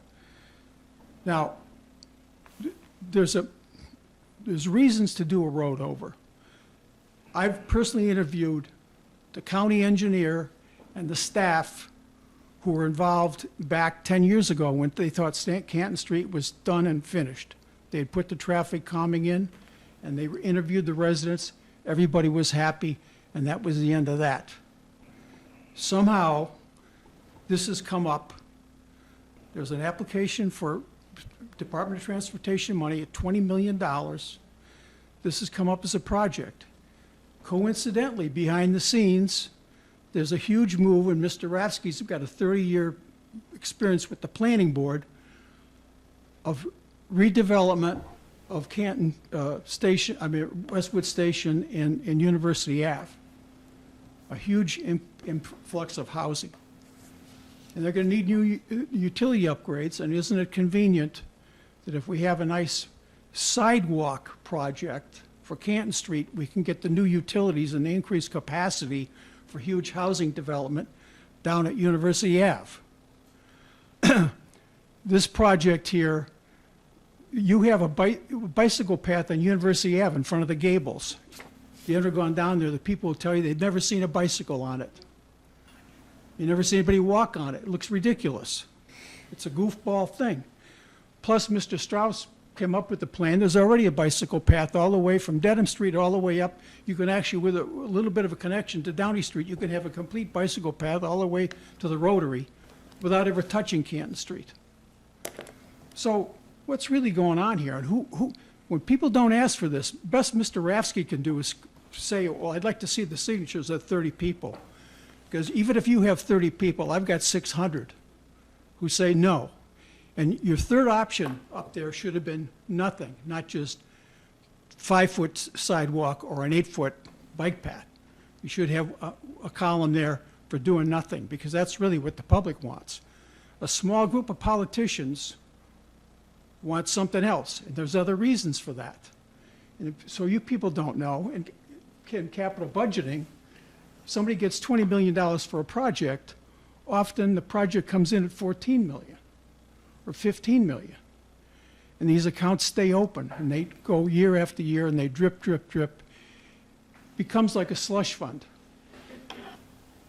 Selectmen around the state love this, because that gives them a little free cash. I'm going to interrupt you So there's because more. I asked for comments about this plan. I clearly understand that you think we should not do the plan, is what I think I'm hearing I you think say. the residents don't want the plan. I think if you want to do a sidewalk without funding, I mean, that's another thing. But I think you're pandering. This whole bicycle thing has no place in this argument. And I think the people up there like the bucolic, historic street, the way it is with its traffic calming.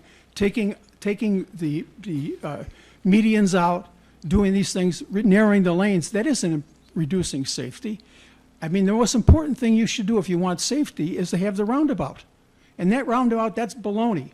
I'll bring an engineer here tomorrow and show you that roundabout can be put in no problem. So I don't know where that comes from. But if you really want to help safety and quiet the street, that's the approach. Thank you.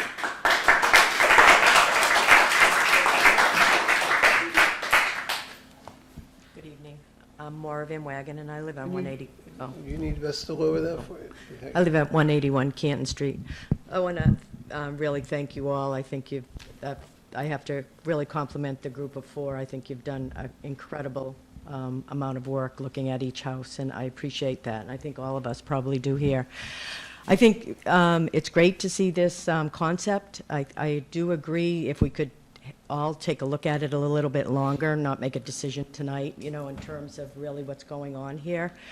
I appreciate, you know, the money we could get from the state if it would meet our needs, and I think they're all over the place in terms of where we can go. I think primarily people do want a sidewalk. I think they want it to stay with the liking of the neighborhood. I agree with the 4 feet or 5 feet, what would be mandated.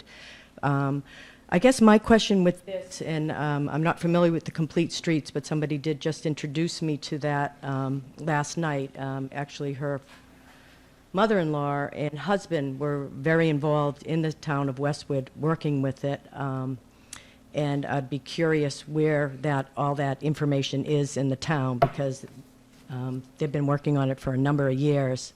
And so this kind of sidewalk, complete streets is out there in terms of what's out there. And I guess what I'd be curious, I mean, this is just one street in town. What is the plan for the whole town of Westwood? I mean, that's, to me, a real consideration for the bike people. I can appreciate you want to get from one spot to another. We should be able to get everywhere, and there should be a town plan for that, so that we don't feel like we're pitting this side and trying out this project here on Canton Street.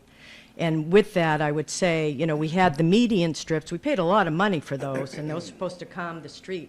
You know, that ends up being a waste of money, and now we're taking them down and doing something else. But anyways, looking at this, I guess one of my comments might be, you know, to try to meet the needs of the state is the biking lane. I mean, I was looking at some pictures last night in terms of Montreal and another city where it's huge biking communities, and they really have them separate from the sidewalk. Bikers go fast. The electric bikes, I think, is a major consideration. That we already see those now, and I think putting them on, you know, a path with walking, I think that's serious. That's what's going to happen. We know the young people today. We know the young people in Westwood. They have the funds. They're going to be doing that. And I think their safety. I saw somebody down at University crossing over, and honestly, he almost got hit by a car. I think it's a real safety consideration. And I also really respect the gentleman who just spoke in terms of the curb. I mean, narrowing the street, I mean, I don't know. I see the prime guy in front of my house almost every day. He's pulling into the driveway across the street to park. I think that's a super major consideration of safety. And I think you guys probably could say that. The poor post office men, their trucks are tin. They're nervous every time somebody goes around them. So I think in planning, I think that is a real consideration looking forward that, you know, is not in consideration here. And I also really think we need to really, this is preliminary, I understand, but the trees. I know we have no idea about the trees, and the same with the stone walls. I mean, you know, there's every kind of stone wall out there. I mean, you can get a mason that can pay, you can spend, you know, lots of money and do a fine-tuned one versus the old rock ones that they did for farming, which is the one I personally like. But, you know, I think there's a lot more that needs to be given into consideration of all this. Thank you.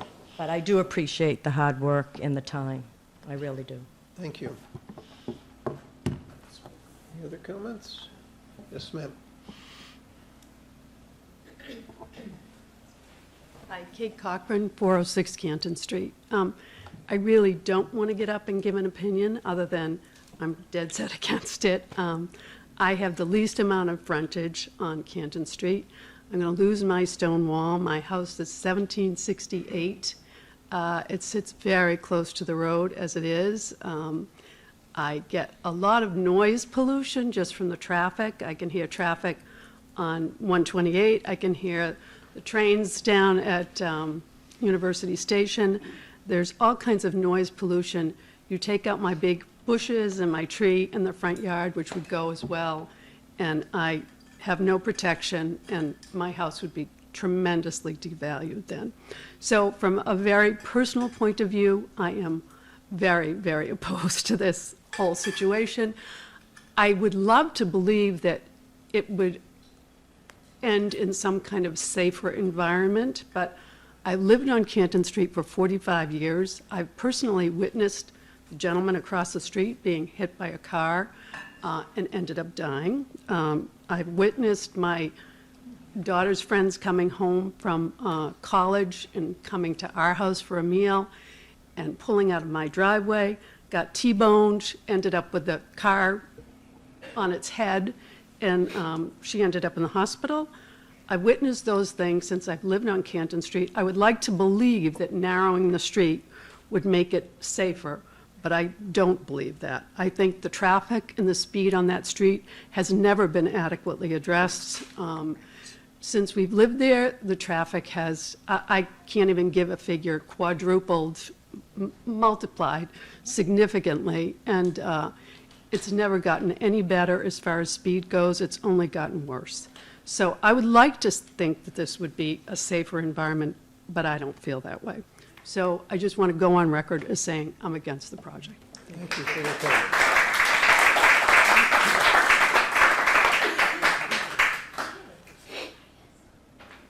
Hi, Kristen Dempsey, 565 Everett Street. I'm the one who you were going to, which we changed, hopefully, the roundabout, which I do like the look of a roundabout. I think it looks great. However, with all the traffic, you know, I hate to say there's two sides, but there's our side and then there's the other side. On our side, we have the University Station, the train station, we have UPS, Amazon, you know, we have now that Topgolf. There's a lot of traffic. I've been in my house for 38 years. My daughter grew up there. I walk my dog every day, for the most part, on Canton Street here and there, you know, and I get it. Like a sidewalk, I'm not opposed to one sidewalk, but something that makes sense. You know, if you go and do what the state wants us to do, how is it going to still be a scenic road? It's not. It's going to have flashing lights. It's going to have all these crosswalks and all this hoopamalaki. We're not a city. We're a quaint little town with people who've lived here for many, many years. And I feel like, you know, even though I've been here, you know, I'm not, let's say, as mature as some of us are, but you know what, I've been here a long time. And to see everything change, you know, some change is good and some change isn't good. A little sidewalk, perfect. A giant sidewalk for what, the 2-3 bikes that come, you know, I think it's a little crazy. I get people run. Never seen really many people run on that street. And if you do, you kind of use your head. I was walking up Canton Street Everett Street, my street, going home. Someone whizzed by me, and I was like, slow down. They stopped and they backed up to confront me. And I'm like, are you serious? It's all the Amazon people. They don't care. They don't live here. We live here. So my thing is, you know, we got to take in consideration of the people who are going to be impacted on that area. I get there's a lot of new people coming in here. There's a lot of $2 million homes being built. That's great. But you know what? We're not a city. And we don't want to be a city. We want to stay the nice town that we are. You know, all the stuff we're building, the Pine Hill, which I work at the Downey School now, I can't even tell you how I feel about that school. We need to put the money where it matters. Little sidewalk, you know, maybe give some money back. Cut some of the taxes. We keep getting hit and hit and hit. It's ridiculous. But also, too, like I get you were saying on Pond Street, you know, you love to see all the people walk. We're not that side. You guys don't have the traffic and all the hoopamalaki that, you know, University side does. And it stinks, you know, it would be great. if we could have those quiet where the kids are out playing. I mean, I lived here before Partridge Street was a street. There was a big oak tree. I can't tell you how many accidents. How many accidents are at that four-way? Maybe put a four-way stop sign. You know, simplify it. Everybody has to stop. You know, instead of, or maybe speed bumps or something. But to shift things and make all the sidewalks bigger, it's just, it's too much, way too much. And I think the state should understand that. But also, too, like, I know we mentioned before about marking where the 5 feet or wherever is in people's front yard. Do that. Mark it so everybody can visually see what you plan on doing. Because we don't really know. Like, this is helpful, but, like, unless you're going to pass out little pamphlets to every single person, you know, we can't see it. You know, just like you said, there's going to be sidewalk and then it's going to go down Canton Street. Well, where? I mean, down Everett Street. Where?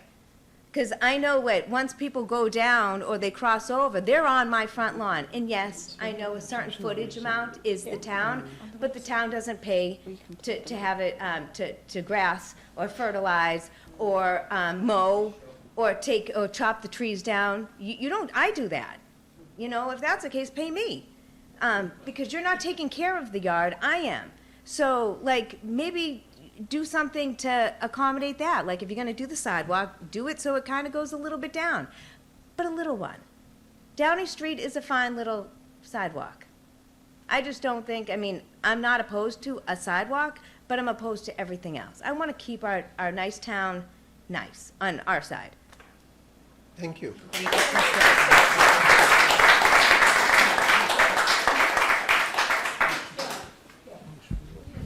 Hi, I live on Canton Street too, and I just want to say, as far as I'm concerned, we already have a bike lane.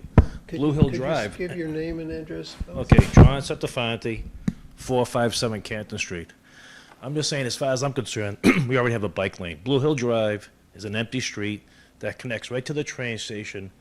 Nobody drives on it. It's very safe to ride your bike on. And so there's no need for any work at all. You know what I mean? You already have it. That's what I want to say. You know, I'm not a good public speaker, but, but you know, so I'm saying, why spend the money when you already have it? I like the idea of a sidewalk. Sidewalks are fine. But, you know, you already have a bike lane there. Thank you. Next right to University.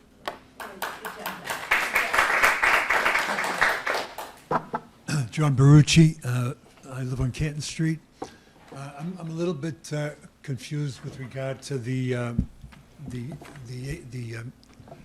8-foot versus 5.5-foot lane. Were they combined or are they separate? No, it's two options. There's no combining. It's either, we just wanted to look at two different options. And were they superimposed up there? They were superimposed on here, so you could see the wider and the narrower. That was why I brought up the magenta line versus the black line behind it. The magenta line was the 5-foot, the black line behind it was the 8-foot. And by the way, just not to interrupt you, John, but just, you know, just thinking, probably the best thing to do is put this plan on the website so people can look at it instead of making paper all over. So we will figure out how, in response to comments, to put this out on the website and notify people. But then you'll see, then you'll be able to see those differentiations. One concern I have on the proposed 8-foot lane is negotiating coming out of the driveway and then trying to get onto Canton Street. And since this is all on our side of the street, I'm having a problem with negotiating, where you got a wide area, you're negotiating traffic, pedestrian traffic, and then going on the busy Canton Street, up or down. And I live at the top of the hill. It must be even more treacherous down in the lower sections.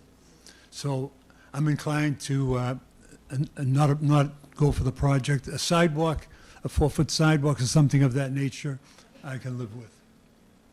Thank you.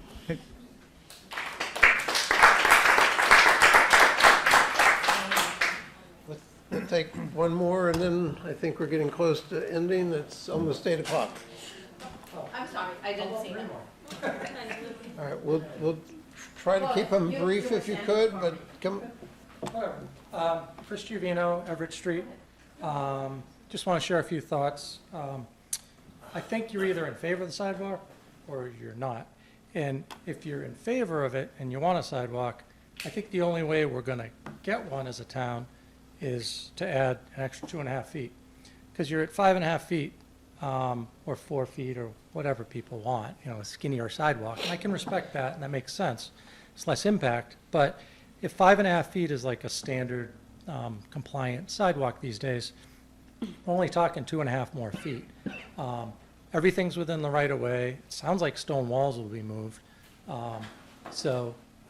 Easy for me to say I don't have a direct impact here, but I have a stone wall on a public right of way, and if the town has to move it, they're going to have to move it. And if they want to move it for me, great.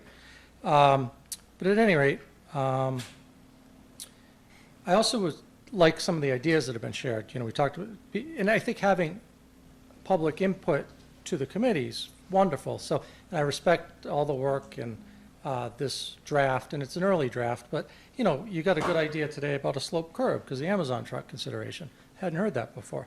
The Blue Hill Drive bike lane, that just came up. And maybe there's a way where the bike lane goes down Blue Hill and the state would allow us to have that skinnier sidewalk, but then there's cost impact. So I know the committee's doing a great job. I know Todd has to try to find funding sources, and I think that's wonderful, and I think everybody's doing a great job there.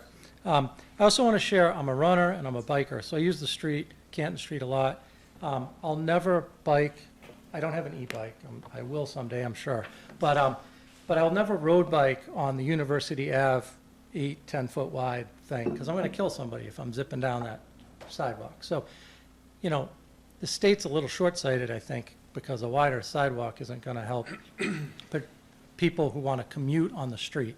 So one of my concerns is having that skinny road with a 10-foot travel lane. Right now, I bike on the side, and there's some 6 inches in some places to the edge.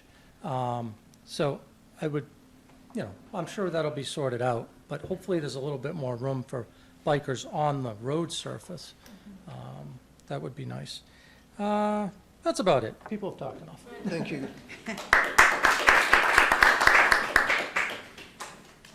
Hi, I'm Olivian Savastana. I live at 565 Everett.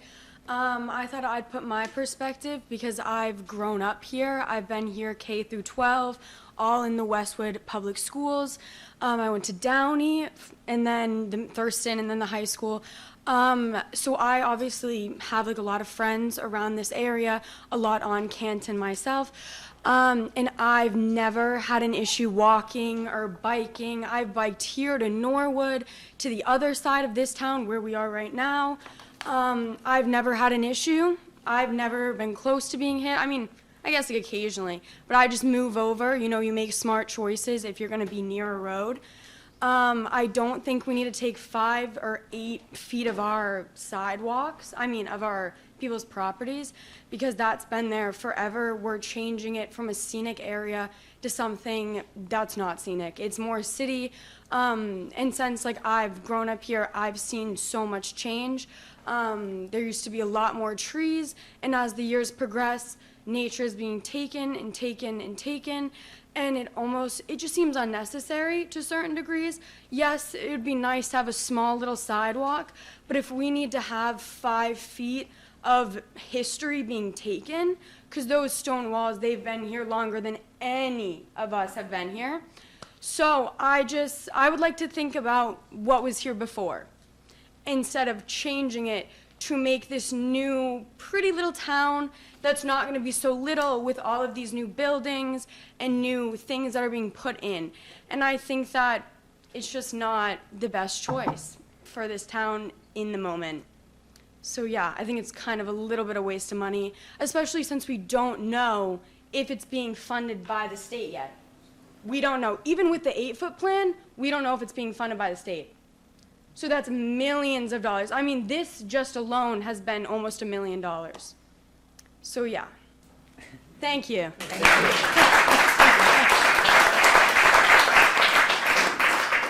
Hi, I'm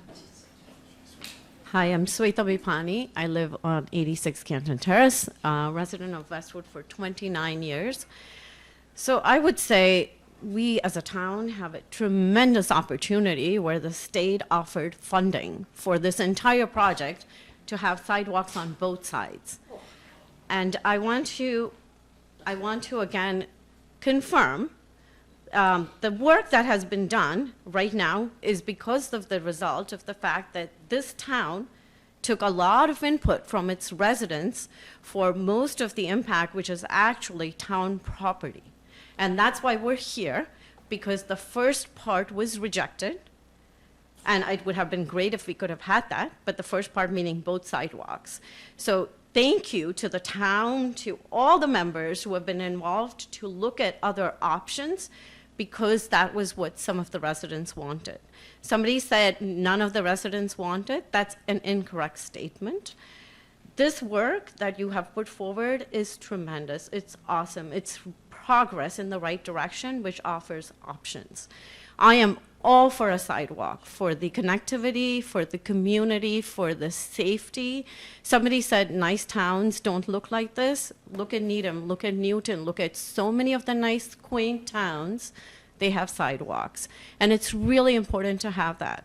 Somebody mentioned that they have never seen anyone walk or run on those university station sidewalks. I have. My mom lives on that side. I see everybody walking their dogs, their kids, with the strollers, biking all the time.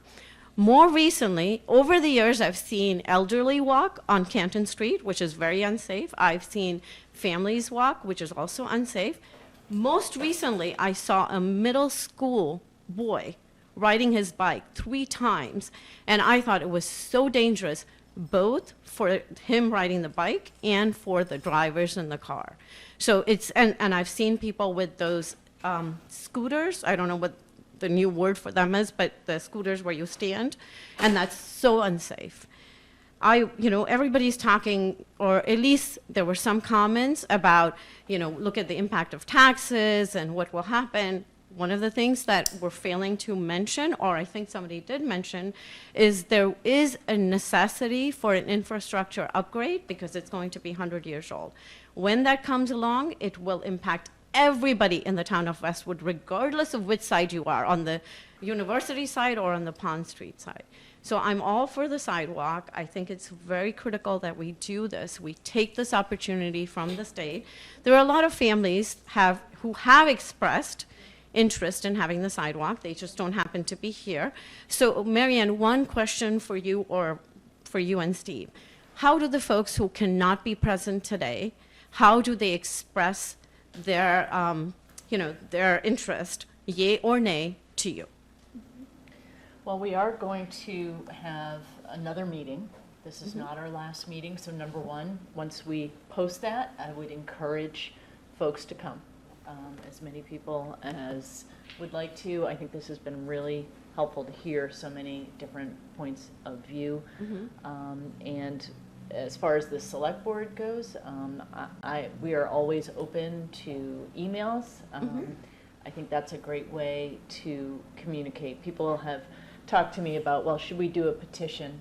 And I always find that getting a personal email from folks is better, because when people sign on to a petition that might be 2 pages, I don't know if they agree with every statement in there. I'd rather hear from people personally. Right. So I'm certainly open to that. I know Steve has gotten a lot of calls, and we're certainly happy to speak to people as well. Yeah, actually, there were like three young families, who represented today who had to leave early. So, having not being, you might have other meetings in the future, but the evenings are difficult. So, some people have asked, how do they express their interest? And, yes, petitions, the first petition that was there, that entire situation has changed. So that petition's obsolete. So, you can't really rely on petition. As you said, there's so many different points to that. I just have, when I check my notes, because I had a couple more points, I think somebody mentioned here that, it's really not about today, and it's not about tomorrow or 2 years from now. It really is about looking, 100 years, maybe more. So I think we really should be thinking about the future. The younger generation really is into nature and walking. And a lot of people talked about the impact of nature. What we're also, by removing trees, I know that there is effort by the town and by TEC, to look at that, have an arborist. but we're also going to help nature by cutting down our carbon footprint by having, being able to walk and enjoy the nature in that regard as well. And I really don't appreciate people laughing and making comments. We listen to you listen to you respectfully. I'm sorry. You know what? Please, all comments should be directed to the chairs. Thank you. Thank you. Thank you very much. I lost my train of thought, but, no, people, trees was one, thank you. People keep saying, my stone wall, my property. I want to confirm this with the officials. All of this is within the town's right-of-way, is that correct? It's the county layout It's there. the county layout. So when people talk about mowing lawns or fertilizing or their stone walls and trees, it's the county layout. I just want to reiterate that because it's getting lost. Thank you very much. Thank you. Close our select board meeting. Close our select board. Joe, were you wanting to close the? Sorry? You need to close the select board? Yes. Mayor, I'd be happy to entertain a motion. I move to adjourn the select board meeting. I'll second that out of necessity. All in favor, please say aye. Aye. Aye. Thank you. Select board meeting adjourned. Say aye. That's the select board meeting. Board of Health, I was. It's a long night. say it wrong. Okay. They say yes, and I All say right. aye. I need a motion to adjourn our meeting as well. Yeah. For a second? How's the baby? Oh, He's going so fast. Oh, He's rolling over. He's almost Thank you. Thank you, everybody. Oh, and he's done well? Yeah, he's so. Got a picture?